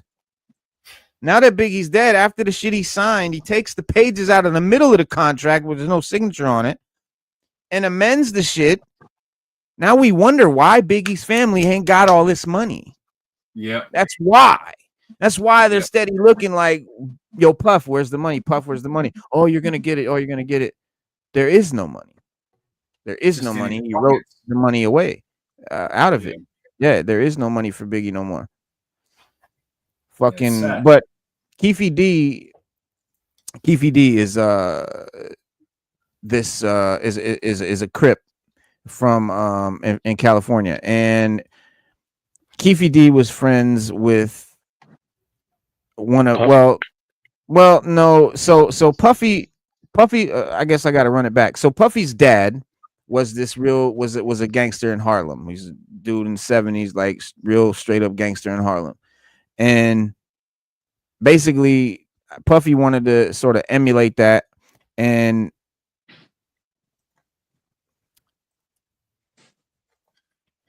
wait, what the fuck was I saying? So okay, so 50 Cent basically and Diddy have been at odds since the early 2000s, right? And their feud is sort of spilling over into this shit. So he's sort of telling on the man, and I don't listen to Bad Boy anymore. The closest I came to was the Locks on Versus. That was gas. Yeah. But yeah, dude, Puffy's just a slime ball, dude. The dude was talking about the guy that he had sex with Cassie. He said that they always did it on March 9th, which is Biggie's murder. So all this shit that he's doing, like his alter ego was Frank Black, which we know That's Biggie was ritual Frank stuff. White. Yeah, that's ritual stuff, but you know, it's foul. So Keefy D, right? So Keefy D is this meets Puffy through this gangster that knew his father from the old days, and the dude's name is Zip, and he's a well-known drug lord, you know, kingpin in New York, and he was like a friend of Puffy's like mom through that whole gangster lifestyle. And that's how Puffy knows this gangster, this drug dealer named Zip. So he's over in California, Zip and Puffy and Keefy D, and this whole shit's going on because the whole thing with Puffy and Suge, their whole feud, and then Pac gets shot, and so all this shit is stirring around, and you know, Puffy's not feeling like he's looking too good, so he's getting really mad, and he just wants to take Pac out. So he's talking shit, and he's like, you know, I'll give you $1 million to take Pac out, you know, just talking shit. And Keefy D's like, well, you know, are you serious? Like, we'll do that shit for $1 million. And you know, he goes back to New York, and they kind of leave it at that. Long story short, they end up back in Vegas. Pac beats up the guy Orlando who stole their death row chain earlier, and Orlando is Keefy D's cousin. So now it's like, well, here's our chance to get that $1 million. We can go ahead and get retaliation for him whooping you, and you know, just now in the casino. And so they do. They kill Pac right there, and then they go to collect their $1 million from Puffy. Puffy gives $500,000 to Zip. This is all like fucking known. So when you ask me, like, is Puffy responsible, or who do we know is responsible? We know who he's responsible. We know he's responsible for Biggie's death, because he forced Biggie to go to California after doing all this. So he does all this shit, right? Gives Zip 500,000 of the $1 million. Zip pockets the money because he's like, fuck is Puffy gonna do? And I'm over here in New York, fuck is these Crips gonna do? So he pockets the $500,000. Dies of cancer, you know, not long after. So I guess he was like, fuck it, I'm gonna die anyway. What are they gonna do to me? So he keeps the money. That causes beef between Keefy D now and Puffy. So now he's got Keefy D and them hating him because you didn't pay me for us taking out Pac for you. He's got other haters that feel that he killed Pac, just Pac's, you know, disciples and fucking, you know, super fans and all of that. So basically, you do not belong in LA right now. But Puffy's the sociopath. He literally wants to go there because he wants to say, I had a party in enemy territory. That's some dumb shit, bro. That's the dumbest shit. That's not gangster. That's a lame ass motherfucker trying to make people think he's gangster. And so all of that just to seem like he's this hardcore gangster. He goes to a place in LA where they are hardcore gangsters. They do not fuck around in LA, bro. They will fucking blow your head off, right? You know what I'm saying? Smooth off in public. And literally that's what happens. That's it. So when homie asks in the chat, like, what do he say? He said, do we think that he had a part in Biggie's death? It's not a think. We know he does. We know he did for a fact. But we can't prove it. That's the thing. There's no legal the word on the street. Yeah, on the word on the street was everything Reno just said, but nobody's ever had the hardcore evidence to prove it. But a lot of times, the word on the street is what really happened. You just got to prove it in the court of law. So, like, we know he has something to do with Pac and Biggie's death, or vice versa. You know what I mean? But back in the day, we heard the rumors. That's what I was told. Yeah, we've been hearing the stories and the rumors for years. Everything that was on that document, we've been hearing for years, but just never could confirm it. Like, it's still coming out the same way. So you know it's got to be truth to it, because the same thing we heard back in the 90s is the same stories they telling now with just more detail. Like, so guess because what? you actually hearing from the people. the lawyers against Puffy right now for the financial shit, they filed that he orchestrated the killing of Tupac in court. It's been legally filed now that he fucking orchestrated the hit on Tupac. Now here's the thing, Keefe D, like, I don't know Keefe D. He didn't tell me this. He didn't say this in a fucking documentary interview. The reason we know this is because we've heard the tape of him in the fucking box talking to the detectives because he's in there on a dope charge, and they're telling him, you know, give us something, you'll get some time off your dope charge. And so he breaks down this whole scenario with such vivid detail, bro, and such there's no way he's just making it up to get time off like some might suggest. Like, there's just no way. I mean, the way he tells it, the way he says it, the way he's talking, the way if you can read people, you can tell he's telling the truth. And everything marries up, like, with the turn of events on the night, you know what I mean, and what people witnessed in terms of the car and all that sort of shit. Like you said, man, the devil is in the details, really. Mm-hmm. Yeah. Also, too, there's another rumor. Don't know how true it is, but it is a rumor. Been hearing it since the 90s that Pop kind of knew that his life was in danger. So at the night of the shooting, it was orchestrated elaborately so that he could go into witness protection. And that's why you hear the rumors that people say, "Oh, Pac's still alive." Yeah. Because when you think about what happened when he went to the hospital and was pronounced dead, the family cremated the body on the spot.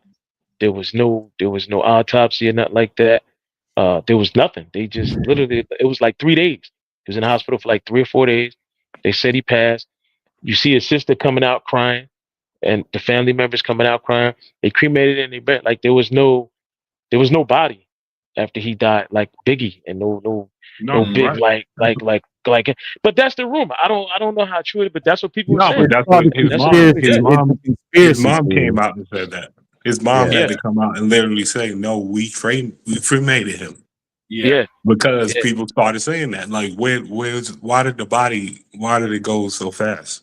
Yeah, why'd you feel like they literally like did it on the spot. Everything was done really fast. Yeah, no, it's they did, but that doesn't but negate. A lot of people say it doesn't make sense. No, like, a lot of people say it don't.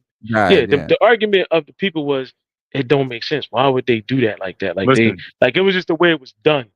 That in 2001, is like they caught Osama bin Laden and then they threw his body in the ocean. They told us that. Yeah. You hear what I just said? They caught Osama bin Laden, but they immediately, the soldiers just took him like they that's true. He's got a leg and an arm. Immediately after they shot him. That this is the true. dude. No. Hold on, Adam was about to say something. What were you gonna say, bro? Okay. It's all good. It's true, but it's like this. When you're at sea, they bury you a certain way. And they don't keep bodies on a boat. You can't. There's no refrigeration. So in order to keep him so you got to understand about the Middle Eastern culture. If they would have left his body shot up, they didn't want to have anywhere somebody could go and make they it would have used a him holy as place. They would no, they would have used them as a martyr. And we do know one thing about Islam. They didn't want to use. So that's why they did that. One and two, they needed evidence to. Yeah, and now two, they needed evidence. You can't find it. Yeah, they needed evidence too, so that you have to whoever at the time was it Obama, so you had to send confirmation that he's dead, that the body's dead. So that's why it went down like that. Osama bin Laden, that was a big thing, but that's how the government in the U.S. operates when they're operating under the true law. Because there ain't been no law in this country since Donald Trump took over. But when you do things the way you're supposed to do it, military, that's just how it gets done. I was in the military, so I'm just telling you, it gets done just like that. Once they get confirmation, it's a go, and they're gonna send a SEAL team in there, and they're gonna get their target. They'll practice for a few days, maybe a week, and they keep that confirmation going. And once they know, they're gonna go get it, and they'll pretty much 98% of the time achieve their goal. So Tupac. So they definitely cremated him right away. So you can't, also, A lot of people say he moved to Cuba and all this. There's Yeah, 1,001 conspiracy, but it always happens anytime there's a mega superstar, one of these young gods. The people are. I mean, Elvis, right? Yeah, people. Oh, see, Elvis. Yeah. Weinstein. Yeah, Brian. Yeah. The only one they don't do that with is Jimi Hendrix. They don't do that with Jimmy for some reason. I don't know why. They do it with everybody, but they didn't do it with Jimmy. Yeah, they didn't do it with Jimmy. Yeah. No, you don't see Janis Joplin anywhere. You don't see Jimi Hendrix. You don't really see it. But Elvis for sure. What that's all about. I like Janis Joplin. People love Janis Joplin, man. You don't know what that's about? I don't know. I don't know what I'm trying to figure it out. Yeah, they love Janis Joplin. She got some pipes. She do. What does that mean? Yeah, she do. She do. Yeah, but she was just, yeah, when you get a chance, listen to some Janis Joplin. Came out in a crazy time and yeah, died young. Oh wow. Yeah. All these superstars that die young. Yeah. I own about 2-3 Janis Joplin albums. Trust me when I tell you. I was gonna say I know you listened to Janis Joplin before. Mm-hmm. No, she got pipes. Reno Red, she can blow. I'm gonna keep. Listen, Freddie Mercury, Janis Joplin are the best 2 people I've ever heard sing in my life. Like, period. You can't even. You can't even. Look, I'm keeping it in the box, man. Freddie Mercury, listen, stop it. Freddie Mercury had range, bro. That Joker had range, and he could sing. The Joker, he literally could sing. Even in the box. I'm not saying all of the black singers that you know. I'm saying you just forego Al Green, you forego. Listen, that's soul. That's different. Gaye? That's different. That's soul. That's soul. That's different. That's soul. But I'm gonna tell you something. Stevie Wonder can sing. Like, I ain't taking nothing away from nobody. I'm not comparing. I said that I heard sing. Freddie Mercury had range, bro. Let's keep it a buck. Freddie Mercury had range. Like, Joker could get it. Like listen, Freddie Mercury could make a song with Luther Vandross, and you would be like, God damn, I didn't know Freddie had it like that. Like Freddie Mercury said, let's keep it a buck. That Joker could get it.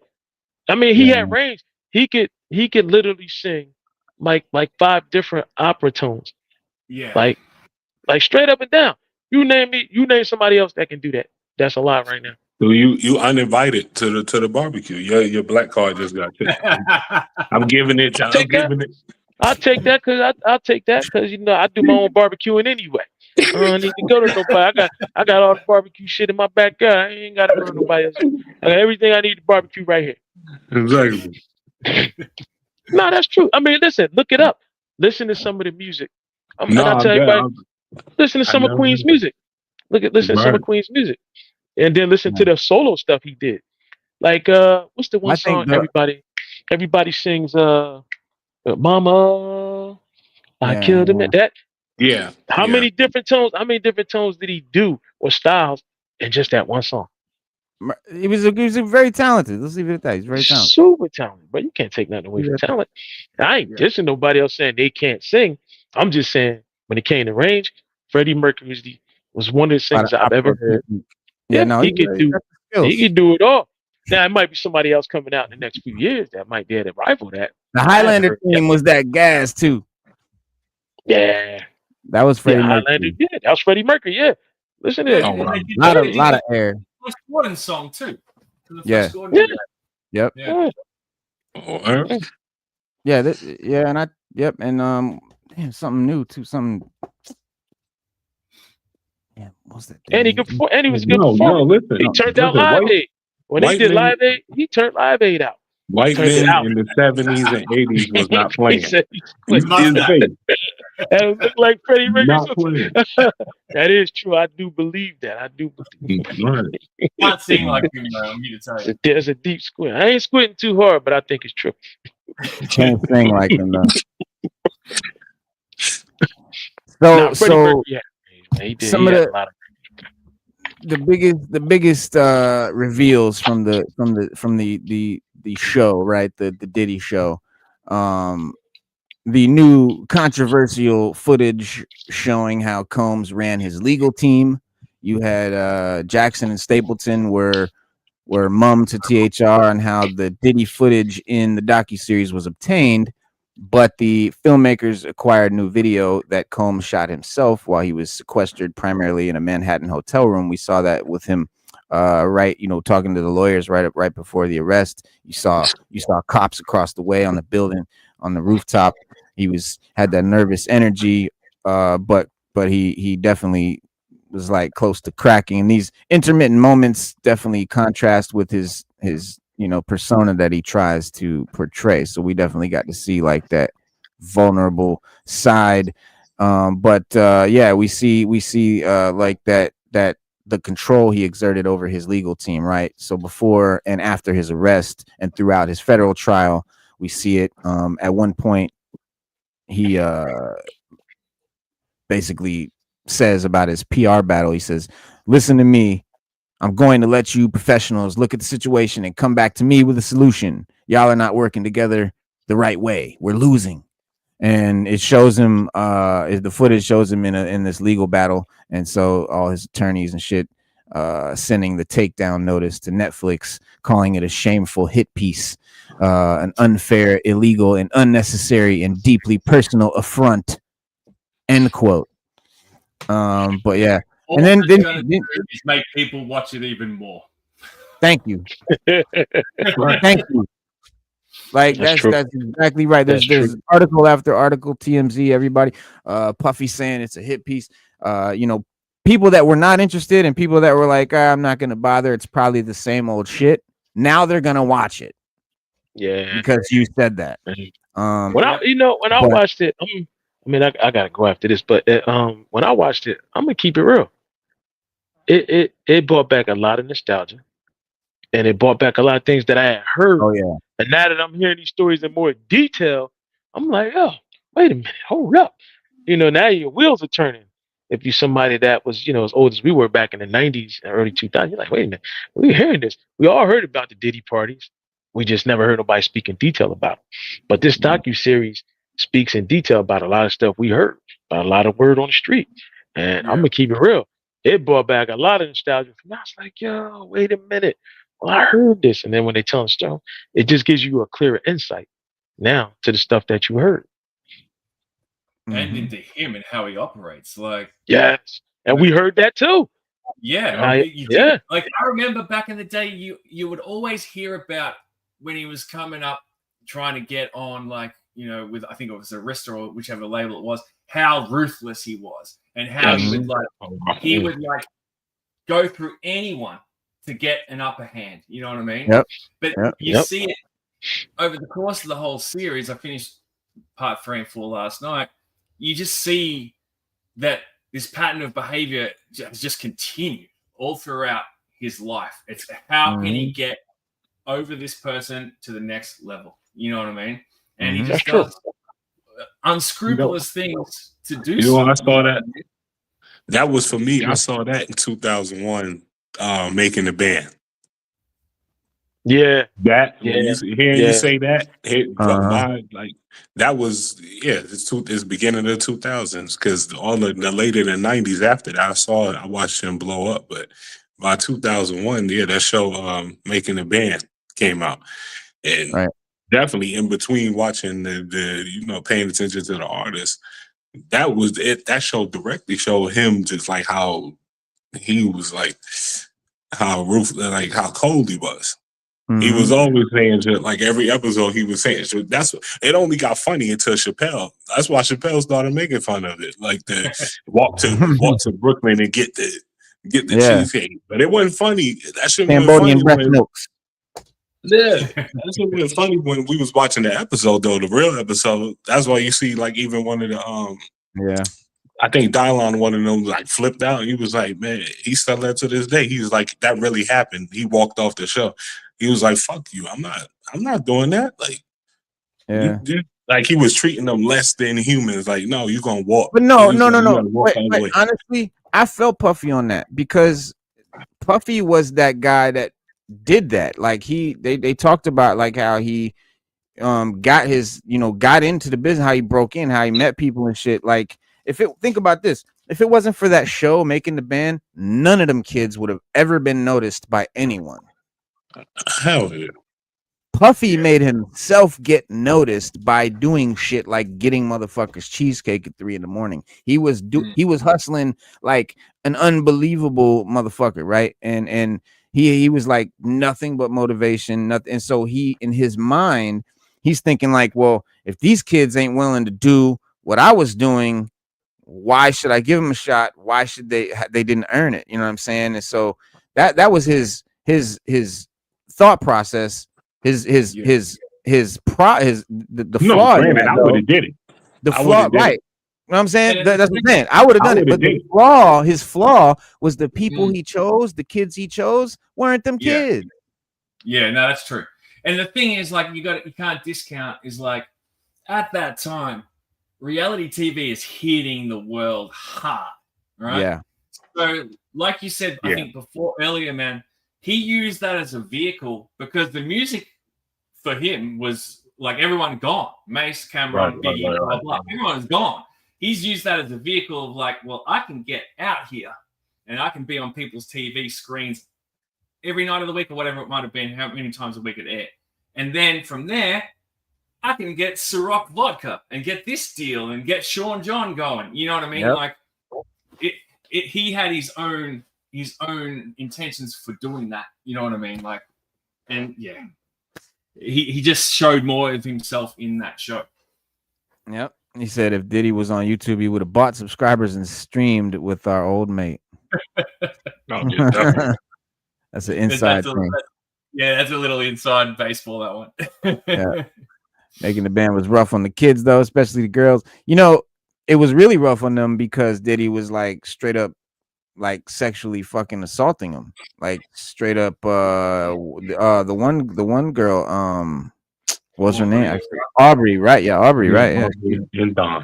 She got a foul. She was reading an email that he sent her on some just, you know, real vulgar, I want to fuck you kind of crazy shit. And that's like that was her boss, you know what I mean? Like that's what she said. Yeah. Right. She was like, if that would have, you know, happened in the corporate world or whatever, he would have, you know, lost his job, but she gets fired. Yep. You say I gotta watch Shark Eyes review of Steeler and Short Fuse after this. I always watch his reviews again when I open a new fig. That's what's up. True. That's dope, man. Loyal viewer. Shout out to Billy.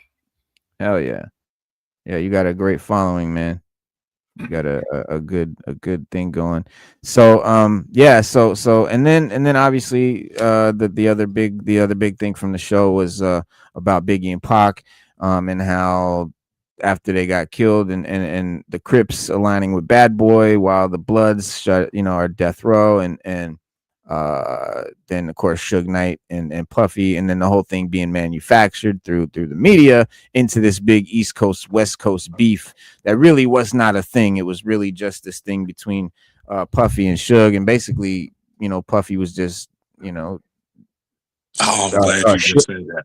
Yeah, Suge just didn't want to fuck with Puffy anymore because of the shit that went down. His boy got killed, and Puffy was a whole punk about the whole thing. So, and according to the series, Combs was deeply involved in, you know, inflaming the gang animosity between the two, you know, Bloods and Crips, and then of course we saw the drug charge with Keefe D, recounting how him and his nephew Orlando murdered Tupac, claiming that Combs had agreed him to pay $1 million to kill both Suge and Tupac. But and then of course in the aftermath, Combs allegedly encouraged Biggie to go to LA when he didn't want to go, knowing how dangerous it was, basically apparently ordering him to skip a planned trip to London because he was also going to leave before that night for the party. So that's another crazy that we found out too. So that's something else that we didn't really know, that kind of got exposed, was that right before that night, before the party that Biggie got killed at, he was supposed to leave and go meet, I forget who the guy was in London, and Tim Westwood, right, DJ. And then and Puffy basically was like, no, canceled it, made him stay because he wanted to have a party on enemy territory. And he fucking did, and that's what happens when you do that. Just fanning the flames. That's all he was doing. You know, and it can't, you know, you can't look past the fact also, and they touch on this about how at that, like leading up to all that, West Coast rap was huge. Like obviously starting from WA, moving to where, you know, this all sort of jumped off, and Death Row was of course huge, and Puffy was just basically trying to emulate it. You know what I mean? Like, and that's why like Tupac and a lot of those guys would have felt slighted too. Like, you're just copying us. You know what I mean? Like, and he even mentions that in songs. You know what I mean? Like, hit him up. Like, you know, he does. That would have factored into the hate that was like going back and forth too. You know what I mean? Like, that would have been a factor 100%. Oh yeah. To your point, he said that about that's the story he told about Ready to Die. I never liked it that, but and people still use that now, is that Diddy put that story out there that, you know, that's what the talks was in the studio with Big, that they actually was playing Snoop album, Snoop and Dre's album in '93. So is that, and that's supposedly that's why some of the beats on Big first album sounds like it's from LA. You know. Diddy hit it all. Nah, Diddy was not in the truck with Biggie. Diddy was in the truck behind Biggie. So also kind of makes you wonder. You know what I saw recently that I'd never seen before? It was a clip. Warren G was talking to someone, and he was talking about how the night of the fight in Vegas, he was staying at home, and he was having like a barbecue at his house. And he called up Snoop. He's like, Snoop, come over. Like, I'm getting people over. We're going to have a cook up, watch the fight. And Snoop's like, no, I'm going to Vegas. And Warren G was like, oh, come on, man. Like, you know, you don't ever hang out with me kind of thing anymore, sort of thing. Right. And Snoop's like, no, I got to go.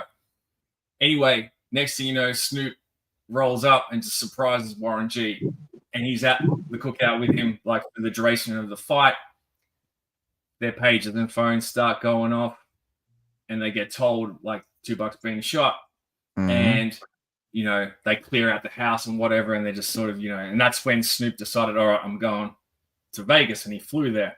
So in essence, he would have been in that car, no doubt, with Suge and Pac if he was there. Like, he wouldn't have gone in another car, surely not. You know what I mean? Like, flew in that car for more than two people. So you look at it like that, he literally dodged bullets, like, you know, by making the decision to stay with his friend. You know what I mean? Oh yeah. So it's funny how the universe sort of plays into these things. I mean, right? Is it just me, or that I was always thinking, like, why didn't Suge get shot? Well, yeah. I've been a little bit too close. I've been a little bit too close to he got a bullet hit him in the head. You know that? Nah, right? B. Nah, that's not enough for me.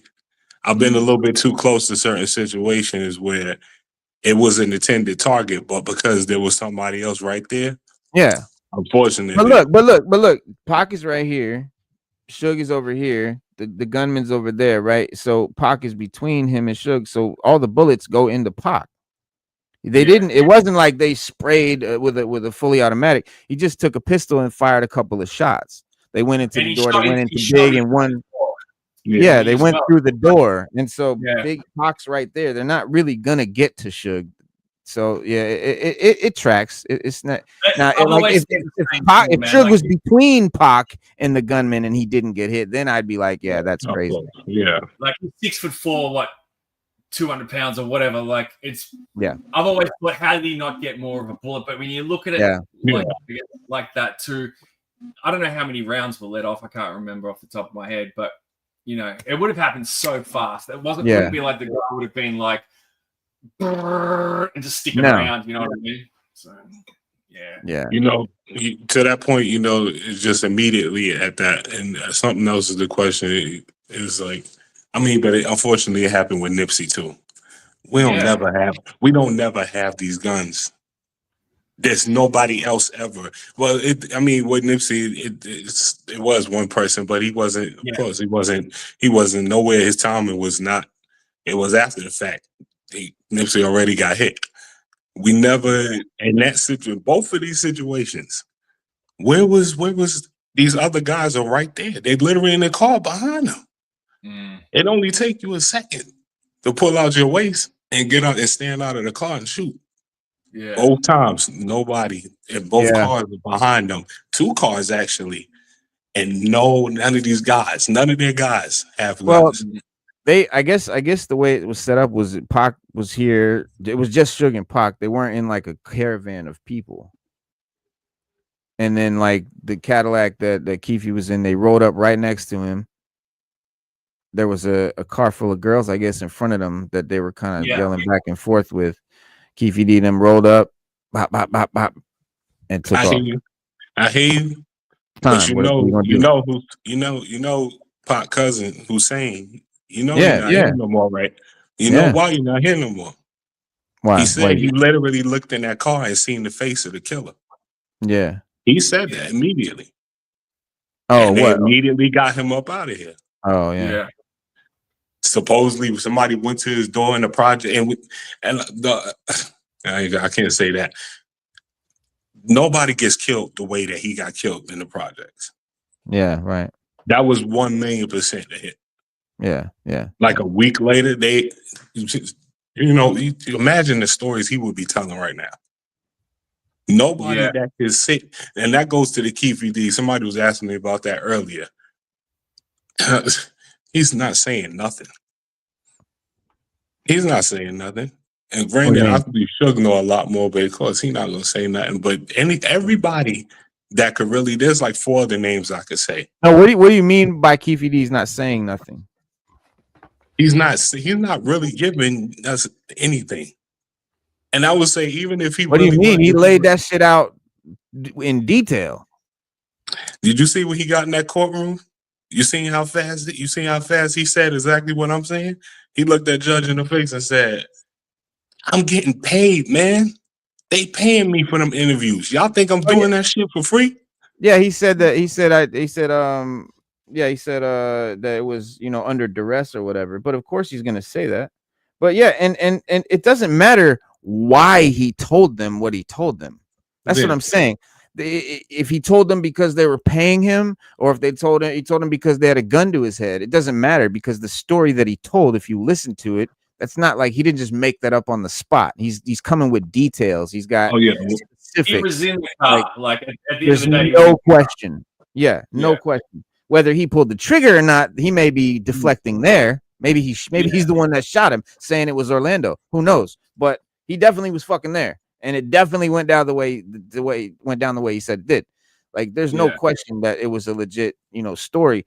Why? But no, you can't use it against him in court, because all he has to do is say, "I fucking made it up," or whatever. Because and the way that the cops did it, it was on a proffer where, like, it's not like immunity, but you can't get in trouble for anything you're telling us, kind of thing. Yeah. Right. Yeah, definitely. No. And the other thing is, which was sort of touched on too, is most of the players involved, like you said, Sugar's not going to talk, but most of the other ones involved are dead. Like there's no one else, sort of, That's what I was gonna say. It's like 4 other names. They're really main guys that, boy, if they were here, if they had to live. Zip. Zip that's the guy. But Zip also would have never talked anyway. But it so happens that all of those guys, except for he died of cancer. But they didn't. I mean, they all died different ways. Some of it was very legitimate ways. Some of it was kind of mysterious ways. But all in all, they're mostly all dead. Even Pac-Man, Stretch. It's like JFK. We know how JFK went down, but we'll never be able to prove it because it's over. Like, it's dead. People are gone. There's nothing left. There's no evidence left. Like, it's all gone. The evidence is all gone. Literally. Yep. I was thinking about that. What the whole body thing is literally is the other story that they switched his body out. JFK in the airplane. They had the coroner was all, everybody was in on it. The coroner switched it. So when he take them back there and switch, You know, so I mean, just even Diddy, that story that Diddy wanted to throw a party, and I don't believe that. I believe that 1,000,000% he knew that hit was going to happen, and that's why he blocked Biggie from leaving. Well, 1,000,000% he had to have Big at that vibe party. yeah, And I that's mean, where they would do it. whether he literally set Biggie up to get killed, or whether he knew it was going to happen, or whether or even if he braggadociously like, nah, they're not going to do shit. You fucking knew better. You fucking knew better. So either way, I don't give a fuck whether he fucking made the hit or not. As far as I'm concerned, he's 1,000% responsible. Because even if, like I said, even if it was a random fan of Tupac, that whole the whole thing about the Muslim guy, and the fucking David Mack, the bow tie, David Mack, the cop with the shrine of Tupac in his garage and the Impala and all that, like the fuck, like even if it's that, it doesn't matter because Puffy prevented him from leaving, whether he did it because like, yeah, I'm setting you up to get hit or not. And here's the whole thing, like him setting Biggie up to get killed, that you know, I don't really see a whole lot of cunning in that. Like that doesn't seem like a really smart thing to do, even if you were Puffy trying to do something slick. Like at this point, he's just hitting his stride. Like this guy hasn't even gotten big yet. Like let's give him a minute. Pac had how many albums out? This was just Biggie's second album, and it hadn't even really been released yet. Yeah. And so like this is really not the time to kill him.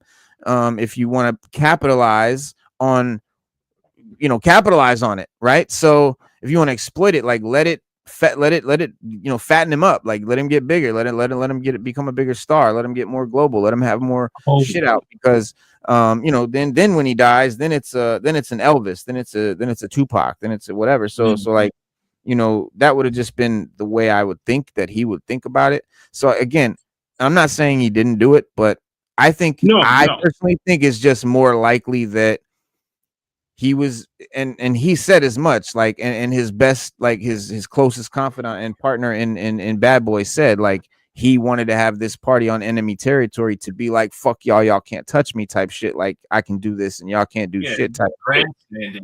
Right. And like, I feel like that's that fucking just as bad. Sorry, go ahead. Yeah, no, you're good, man. Like I feel like that's also, if you fly on the wall kind of thing, when he's in that room with those Crips and they're having that discussion, like, we can touch him, like, and he's like, oh, you'll do that kind of thing, like, he's probably like trying to be this big fucking G in that situation too, because if he shrinks and be like, oh, no, I don't want to do that, like, he's gonna look like a fucking pissant, you know what I mean? So he's like, oh yeah, you'll do that, like, yeah, and that's how I kind of picture and envisage that situation taking place. But those guys aren't fucking around. If you say I authorize you to do this, they're gonna do it. You know what I mean? Like, it's only a matter of time, especially when that kind of money, which at that time is big fucking coin. Like, oh yeah, right? Like, oh yeah, yeah. I would offer you that Big was about to leave from Puff. Oh yeah, he was about to. He was gonna be bigger. Yeah. He was gonna be bigger. It wasn't like he was gonna go down. He was writing. Puff was already mad at him because he was writing all the Junior Mafia stuff. They would have been bigger had he had lived. They would have sold more, and that situation would have been bigger. But it was a lot of paperwork on him. I think with Big, unfortunately, then to hear you say that, I will offer. This has happened with other things in this damn country. Collateral damage. And that just makes it even more fucked up, because that means, what I mean by saying that is that then he may have been killed because of more so was the plan with Pop. Yeah. So he had to go too. Maybe he was like, well, he had to go, even though it was like, we're not really like attended like as much as Pac. You listen to Pac talk. They wasn't gonna let that brother. He couldn't have stayed on this earth. Yeah. The thing is that Pac was too dangerous. He was too against everything. You hear it in them interviews, especially in the last couple of interviews. He starts talking about. He starts to wake up. Why does that sound familiar? Malcolm X. As soon as Malcolm X started to wake out of that, he was in that box of just hate the white man, hate the and against. He was alive. Yeah, he had a lot of power, but after he went and his mind got more open, he stopped pushing everybody away, and then he talked about bringing everybody in. Yeah. That was extremely dangerous. If he would have lived longer, if X Malcolm would have lived longer, he would have telling what he would have did to galvanize people and mess up the plan in this country. So, you know, because he wanted to do that whole One Nation thing. Yeah, right. Yeah. That's what Pac was gonna do the Nation of Millions or whatever. One Nation. The album. It's like you're saying, he wanted to bring album. everyone all the together. artists from everywhere. Yeah. Everybody in my comments that hates me right now, like they're so mad at me. And one of the main things is, and I said, this is the other part of it, is we talk about the aftermath, the effects of this situation. That's what I noticed in my time coming up. And that's one of the points that I'm pointing out to people is that, okay, but I'm dealing with the bullshit. in my 30s, I have to deal with that people are still holding. So there's so much into Pac that they want to ride for this man, and you never even met him. You know, it's just like it became a thing on the psyche. It's so much bigger than just that situation, because now it's still lasting with a whole nother generation. And I was 9 years old. I was 9 and 10 years old when Big and Pac got killed. So I'm like, it really, that's when I really start looking at this different. Like, people are really still seriously, like, they don't like New York, or they're still choosing the sides. They're still really living in that, like caught up in still got East Coast, West Coast mentality. It's still like, I still could be you could get killed. I'm surprised they so close to threatening me, because I said, I guess now I can ask y'all both, but I put out a thing. I said earlier that Tupac was the first rapper to use a fake beef to sell records. Yeah. I don't 100% feel like, I don't 100%. They could have talked. They could have and should have talked, him and Big. I'm talking when I say beef. When I said beef, I'm talking about directly him and Big. Because that's who he was. This is why so many people are still, and why they're so mad at me, is because the last thing they heard from Pac's mouth, who's the more popular one, is that he left this earth telling us, fuck Big. Yeah, Big shot me and all this, but Big had nothing to do with that at all. Like, by that stage of that happening, there was no turning back. You know what I mean? Right. And you're right. Like, it could have been squashed to some extent between them if those two who were former friends just got together and nutted it out. You know what I mean? But he was over here, they're over there, and there's all this in between. You know what I mean? And that's the big shame of it. And like, you look at like Tupac in terms of him as a person. Obviously, he come from a situation. His mum was a crack addict. Originally Black Panther. He was, even though in the height of her addiction, she was still drilling Tupac with all this information. That, and to his credit, he was like a sponge. Like, he would more so probably. He was an avid reader. He'd seek out information. And we're talking pre-internet. You know what I mean? He would just read books and listen to different music, and he had different exposure to things, and that took him through to become the artist that he did. And that's what, if you listen to his music, it's not generic like money, bitches, drugs, guns. Like, that's in there. But then when he talks about those things, it's just to get your attention. Of course, and it's relevant. Like, You know what I mean? But there was a lot of depth to him. You know what I mean? And you look like, and this is an interesting parallel. Like you look at that upbringing, then you look at Puffy's, and you look at how, and they talk about this in the first episode of that doco, how he was exposed to this hustler life with his mum, having these parties, Right. and like, you know, New York Knicks players are there, and this drug lord's there, and whatever, and like, you know, a loose kind of like situation for a kid to be exposed to. But you look at how that developed him. You know what I mean? Right. Like, Right. What you're that nurturing sort of side of things, what you're brought up in, you carry it through your life. It doesn't matter who you are. Yeah. You know, how you're raised and what you're exposed to, that's how you sort of develop. And like you, and this is the funny thing about that. Like when I'm watching that doco, fast forward to the last part, and then you see Puffy's partying with his sons and exposing them to drugs, and like taking drugs with them and putting them in this situation that he was in. You know what I mean? Like it's crazy, man. Like how those things can impact the trajectory of your life. You know what I mean? Yeah. No, yeah, and his legacy and his kids' lives and their lives. Yeah. I mean, like, he's definitely, he's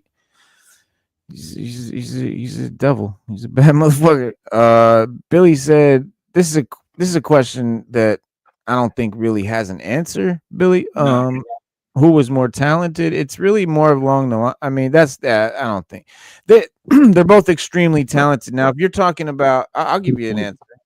If you're talking about who was more a talented lyricist and writer of lyrical wordplay and stuff, then the answer is Biggie.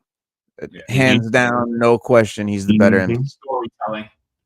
When it comes to passion and connecting with the audience and connecting with the public and connecting with people and touching your soul, it's Pac, hands down.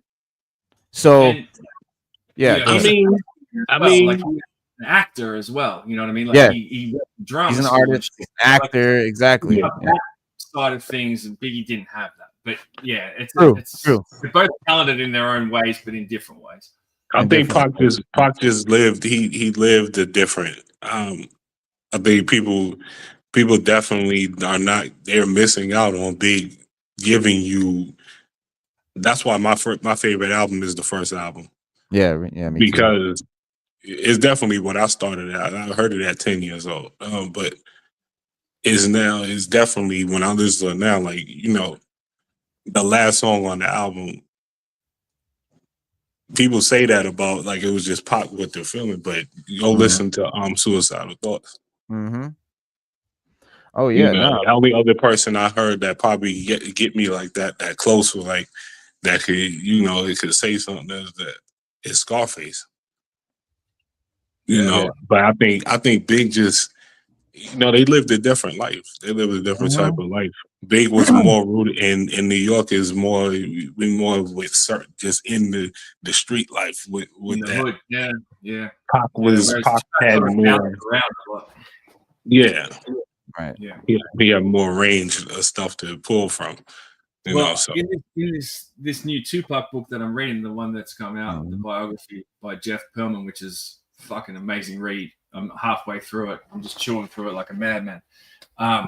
It talks about how like when Pac was in Marin City, when he moved out there, like he was like a nobody sort of, you know, he's out there and he obviously met people in the street and he was broke, like dirt fucking poor. Like this guy would wear the same clothes day in, day out kind of thing. And so people who he befriended, like the street guys, felt sorry for him. And there's a story that talk about how this one guy was like, all right, I'm going to hook you up. You go take this weed, you go sell it, you can keep the money. It's all good. You know what I mean? And he said he was the worst drug dealer like he'd ever seen. Like, because he just didn't know what to do. He was like fumbling around and like one time he like dumped a bag of weed or something in the stashed in the back of a cop car when they got arrested and stuff. Like he just didn't have a clue. You know what I mean? Whereas Biggie was not like that. You know what I mean? Right. Completely different. Yeah. That's a difference. Yeah. He ran it. Yeah. I mean, he never Smart. to your point, he never immediately I'm thinking about just honing in on his lyrics. Pac never really talked about he was really like he was Nino Brown. Yeah. Right. That was Exactly. always Yeah. that was always Big's thing. Big was Right. always like 100%. I was really chopping. Yeah. No, because that's just what we. And that's the That's the culture. authenticity of it. That's know like what I the mean? culture of New York. Yeah, that's Well, like it's like LA, the and- gangs. And yeah, exactly. And right now, and you got to remember too, the whole thing of Biggie and Puffy, like their whole thing was they were trying to like be the East Coast Death Row. So they were trying to be the gangster rap of New York, because gangster rap was it, right? Hip hop had kind of, you know, Tribe Called Quest, all that was not really as big as gangster rap, as NWA, as Snoop Dogg, as Dre, you know what I'm saying, Cube, all that. That was what was really getting all the money and all the sales and shit. So that's what Biggie was. Biggie was like that was like our gangster rap over here. And so yeah, but at the same time, you know, yeah, I mean, Biggie, like, you know, I mean, bro, my favorite, you know, Everyday Struggle, that fucking beat, bro. I don't want to live no more, bro. That fucking. There you go. That's exactly that's what I was trying to say just now. I couldn't think of the title, but That's the joint. Everyday Struggle is my favorite. That's one of the titles. One of my favorite. I was just thinking about of all time. Yeah, that's up there. That's up there, like in my top 5 songs, bro. Right.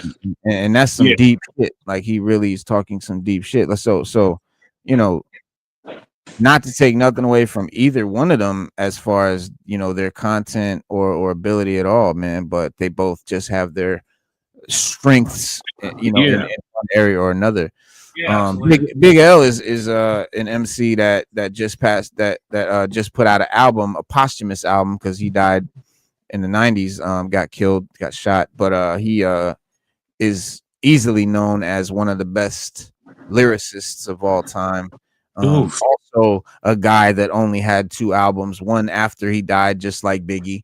So you know, the 3 bigs, it's funny, like Big Pun, Big L, Big. Yeah, like these 3 guys all are the best rappers in the world of all time, and they all died super young after like 1 album. Yeah, and people still consider them the GOATs. And you've got guys out there with bodies of work. Like my favorite rapper, Ghostface, has like, you know, 25 albums. Yeah. And nowhere near the type of popularity of a Biggie or a fucking. I know why with Ghost though. I could tell you immediately why with Ghost though. It's just not. He's not a mainstream. His flavor is too out there, bro. Yeah, but it's his flavor. It's just the lyrics thing. Like you just broke down the 2. You just said but either way, both of them were giving you. I mean, it's something I'm practicing on. Am I right? They're both are giving you life. Yeah, right. Yep. Ghost definitely talks about life in his lyrics. He's a storyteller, but it's more like storyteller. It's multi-layered, like an onion. There you go. Yeah, it's more like. Yeah, you know, Ghost is like the one. No rapper really has ever made me see like a movie, like a vision of what like when Ghost rhymes, bro, I see that shit like it's a movie. Like I vividly see that shit. The way he breaks it down, the way he comes out is just, he's the best storyteller, I think, and paints the most broad picture. But that's because he speaks to my brain, and I got ADD. I'm a fucking, you know, I'm an artist. I'm super weird. It speaks to me, and it hits a button, and like I get it. But I'm not the average dude either, and therefore he doesn't get that mainstream money. Yep. Right. That's a very. They usually give it to Nas or something. Yeah. Well, not and only Nas ain't even the record sales of these other bigger rappers. Like he always struggled with sales too. And then you have like another one of my favorite MCs of all time in my top 5 is AZ, and he's like super underrated, super unknown. Yeah, I think he's the most underrated MC in hip hop. I think he should be now. Like all these guys we're talking about, they came out at a time when the pool of talent was so fucking deep, right? Yes. And skill, unique nature of all these voices.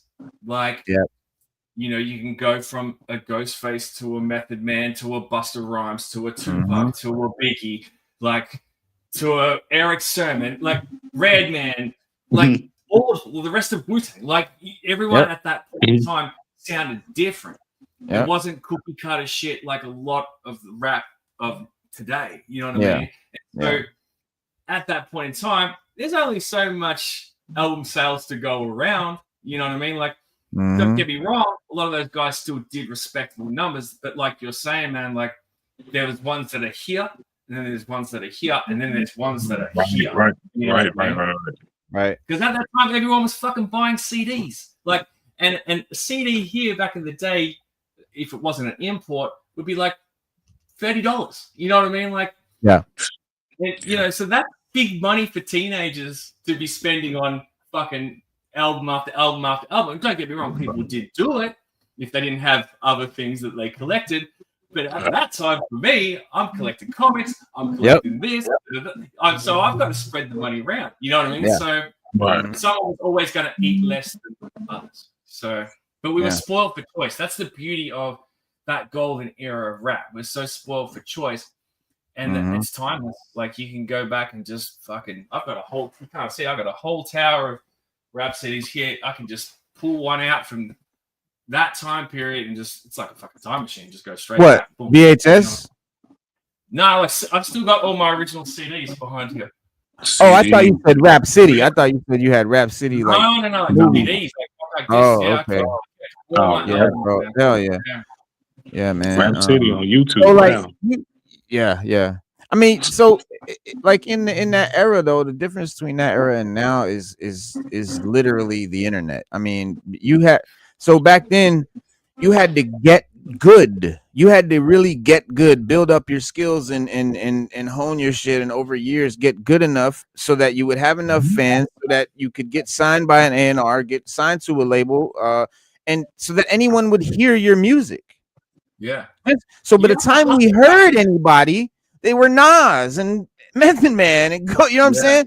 Now a kid can wake up and be like, I want to be a rapper today, and pull out his phone, make a beat, say some dumb shit on it, put auto-tune on it, put it on TikTok. Yeah. And as soon as it catch on, then all of a sudden, so now these rappers, they never had to get good. They never had to build up their skill. Yeah. And all of a sudden everyone could hear them. So there's no hustle. Like those guys back then, they were making mixtapes and handing them out or selling them, shopping like portraits and tapes in their cars, or swap meets, or on fucking at bodegas and shit. You know what I mean? Like, that's gone. Like, and like you're talking about, man, like that work ethic, like honing your craft, like the value. Like, and then there was like the battles between these guys. I'm talking friendly ones, like. You know, I think back to like there's a story of the high school battle. I think it was between like Jay-Z and maybe DMX, I think, or Busta Rhymes or someone like that. Yeah. Like, you know, like that was your proving ground. You know what I mean?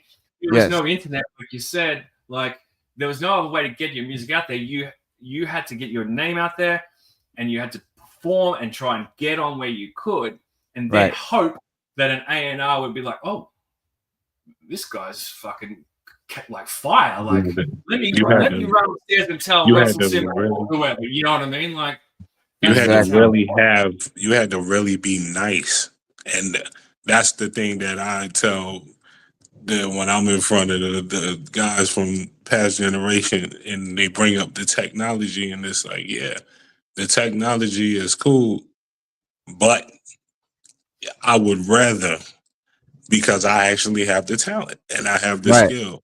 I would, if it was up to me, but we would have, I don't know if y'all heard about it, Fat Tuesdays. This is where when you hear Reasonable Doubt and Jay-Z 22 Twos, that was recorded live at Fat Tuesdays. Fat Tuesdays was for anybody, you rap and you say you nice, you can come up on the stage and grab the mic, but you gotta be nice. You gotta display it. Yeah. So like Trigger, it like, but we don't have those no more. I don't have that. So now it's like you got everybody in front, all these guys in front of y'all that you can hear. Every time I stop and listen to some kid, I'm like, okay, let me see what y'all saying. Is immediately it's like, come on. It's just this is why, and this is the problem. This is why you have so many rappers. It's like it's too much. Like everybody's like, it's so many things. Yeah, but it shouldn't be like that because everybody doesn't have the skill, the upward skill to make you feel when you rap. Everybody's not gonna make you see, to be able to capture. I mean, then some people just didn't live enough life. They don't have to tell you. You hear what people are saying. You hear what these kids are saying in these raps now. So well, that's what hip hop used to be. It used to be the news. Like it used to be telling you what's going on and having something to say. And like a lot of kids, I hear a lot of the young generation saying like, oh, you old heads, like everything ain't got to be a story. Like everything ain't got to have a message, right? Yeah. But you got to say something. Right. You can't just, I'm saying, like fucking at least fucking put a sentence together. Like, right. What you doing? Like the fuck? No, definitely. No, that's I'm so glad now. But I started to notice that in 2012 when Chief Keef came out. I don't hate him, but that whole just immediately I was told in a session in 2012 and I almost slapped I feel like I almost wanted to slap the engineer and the guys telling me that, but it was like they straight up told me like after listening to me and telling me I was great, it was like, but then it was like, but we won't play this beat, we want you on it, but you don't gotta do, you could dumb it down. Yeah. I'm looking at her. I'm like, dumb it down. Like you don't gotta be like lyrical like that, because you can just get it like, and that's when I started hearing that, like, just say it more simpler. Like, right. Yep. Like, no. They want it to be simple. They want it to be. That's why like that the whole thing of mumble rap came, because like it's all about just not giving a fuck and just being nonchalant, just being like, yeah, that's you know what I'm saying. I'm the shit. Right. You know what I'm saying? Oh, it became what they did tell me was what they started telling me was like, I don't really care about be more melodic. Be more melodic. Yeah, that's what it became. It became so don't be so lyrical, like and descriptive, like you say, making you see it. Like that's what. Okay, but be more like laying the beat. That's tight though, because but that's for real too. Because like one of the reasons I love like a AZ is because he rides the beat. Like he is like he knows how to be an instrument to the music. MC should just be another instrument in the song. Like you don't want to fucking clash with the beat. Yes, and you don't want to be all offbeat and all that. Like so yes, you do want to ride the beat, but yeah, like just say something, man. But like that's how you got. I feel in 1,000,000%. Even though I'm not. I listen to Mos Def. I listen to Mos Def all the time. Like so, it's definitely in me to to do that. Like actually, that's how I taught myself. I don't count bars. I know I taught myself from like really listening and fitting it to beats. But what happened is they took the melodic thing and just went too far with it, and it became now you got Young Thug you don't understand none of the words. But when I listen to him, when you listen to him, you're not going to know what the hell he's saying, but you're going to hear like, okay, he's riding, he's riding on the beat, all that humming, all the singing. That's when that came in. That's why it's like they kept pushing that. Like, like that's why all the hooks. Another thing is the hook. So it's no more the verses and not the big thing no more, because it's not what you say in that. Like if nobody got the talent to no one really cares about it, and because no one has the talent. That's the thing, and that's what it is right there. That's why they don't care about it. That's why the rappers don't care about lyrics, because they never had to get good enough to be good at writing them. Yeah, they're already famous. They're already rich. Why would I bother now trying to start writing and sound like an asshole? Because you will. Because we all did when we were little kids. Sorry. With short attention spans as well. Right. Like, that's the TikTok generation. 6 seconds. Yeah, why TikTok's so fucking, big as it is. Because people got fucking short attention span. Like, Not Yep. everyone, but a No, lot yeah. of people. Like, Yeah, that the generation. record companies look at it like, well, okay, this is what's working. Let's Songs stick got super short to like a let's minute. stick to this formula. That's Yeah. all it is. That's You all remember it is. songs used to be 3, 4, 5 minutes? They're a minute and a half. Right. Yep. It's a sort of a verse maybe, but then like just mainly a hook and then it's over. Yep. But like my son was like trying to break it down to me and because some of the music I I could feel it and I could get it, but I'm trying to figure out. One day we were driving and I'm just really trying to understand him. I'm trying to figure out like what does he see in this shit? Because like I don't get it. Like how do you not fucking get? Like I raised you on fucking Wu-Tang and Pac and fucking Nas. You grew up on this shit when you were a baby. I was pumping it into your mother's stomach. Like come on. That's it. That's But, true. but I'm trying to. So therefore. I'm like, okay. Therefore, I'm like, okay. If he knows that, and I know he knows all that, and I know he has a good head on his shoulder, and I know he's got a mind for this shit, and I know he understands it, there must be something I'm missing. Oh. So I listen. So I'm listening, and I'm trying to get it, and and it hits me. So I said, I turned to him, and I said, "It's the vibe," and he looked at me and he smiled. So basically, it's not. They're not worried about the song, the lyrics at all. If the song has a vibe, like it just sounds good, that's all that it matters. If the guy's on the thing with auto-tune going, but it sounds cool and it has a cool vibe, that's all they care about. Yeah, I'll give it to you even more. Like it's what I really like. The beat.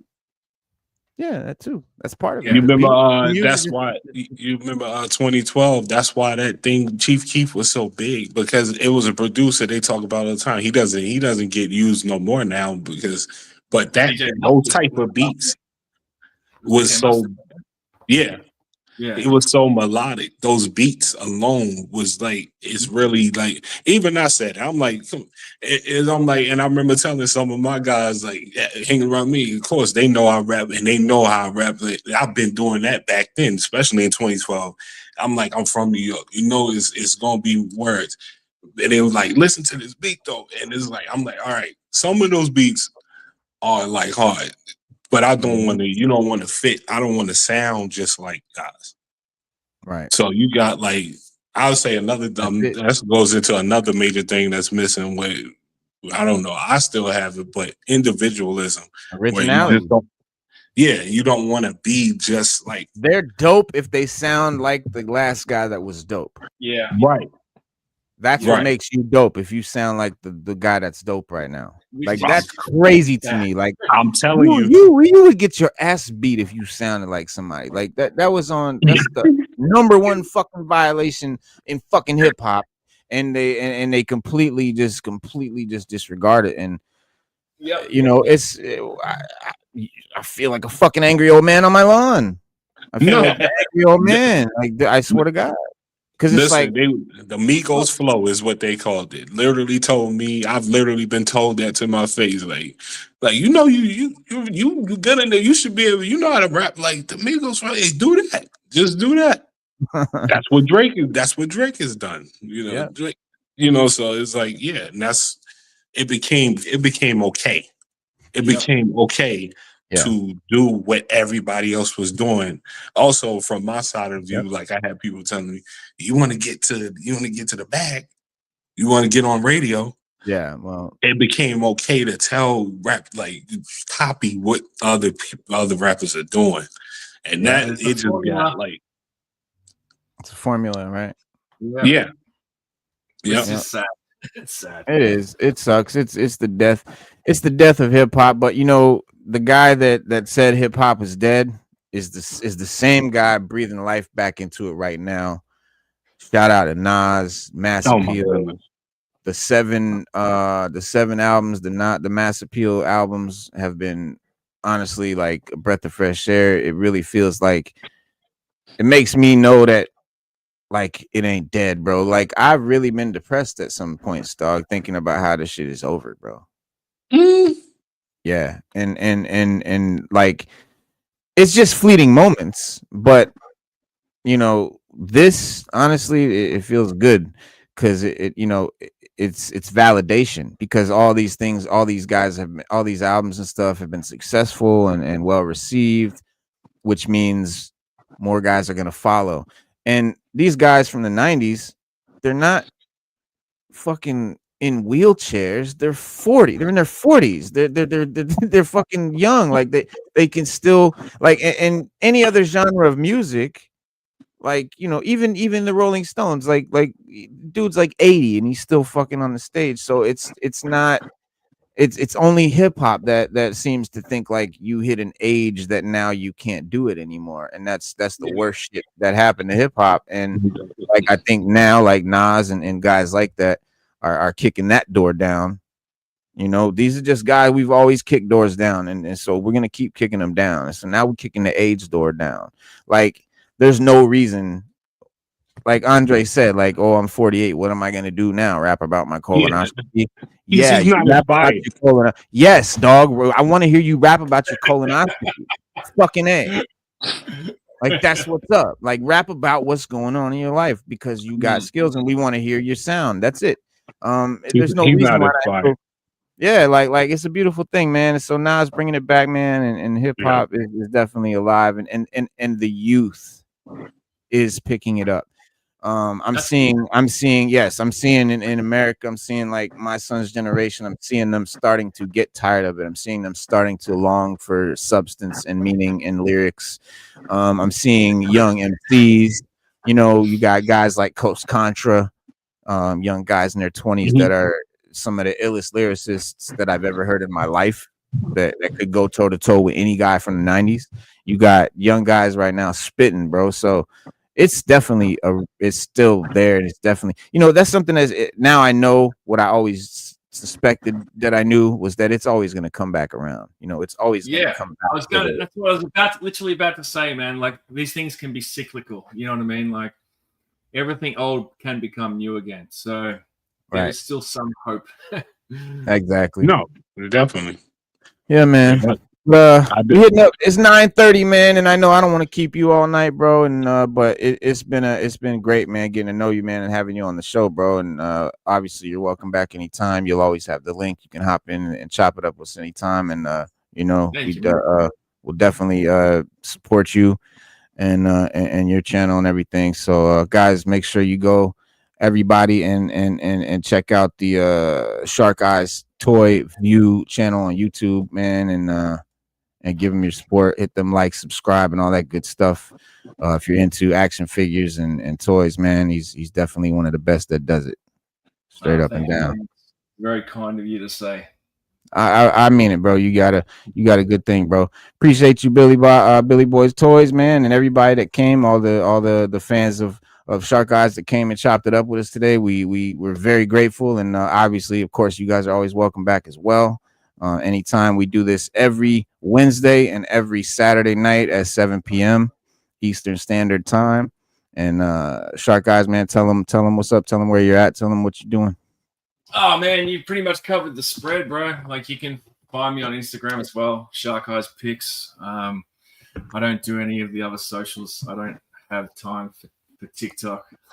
Same here. I'm the same. I'm IG only. Fan.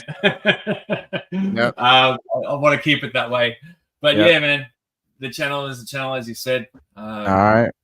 Yeah, just most of these guys are probably already subscribed, to be fair. But anyone who may watch this later, you can check it out if you're into toys, like you said, man. Hell yeah. Thank you. Just thank you for having me, man. It's been a pleasure. Anytime, bro. Even being asked. Oh yeah, anytime, brother. Definitely. Wise man, of course, welcome and thank you as always for coming on and chopping it up. And we'll see you guys next Saturday. So have a good rest of your week. Be safe, and remember what we always tell you. Be water, my friend.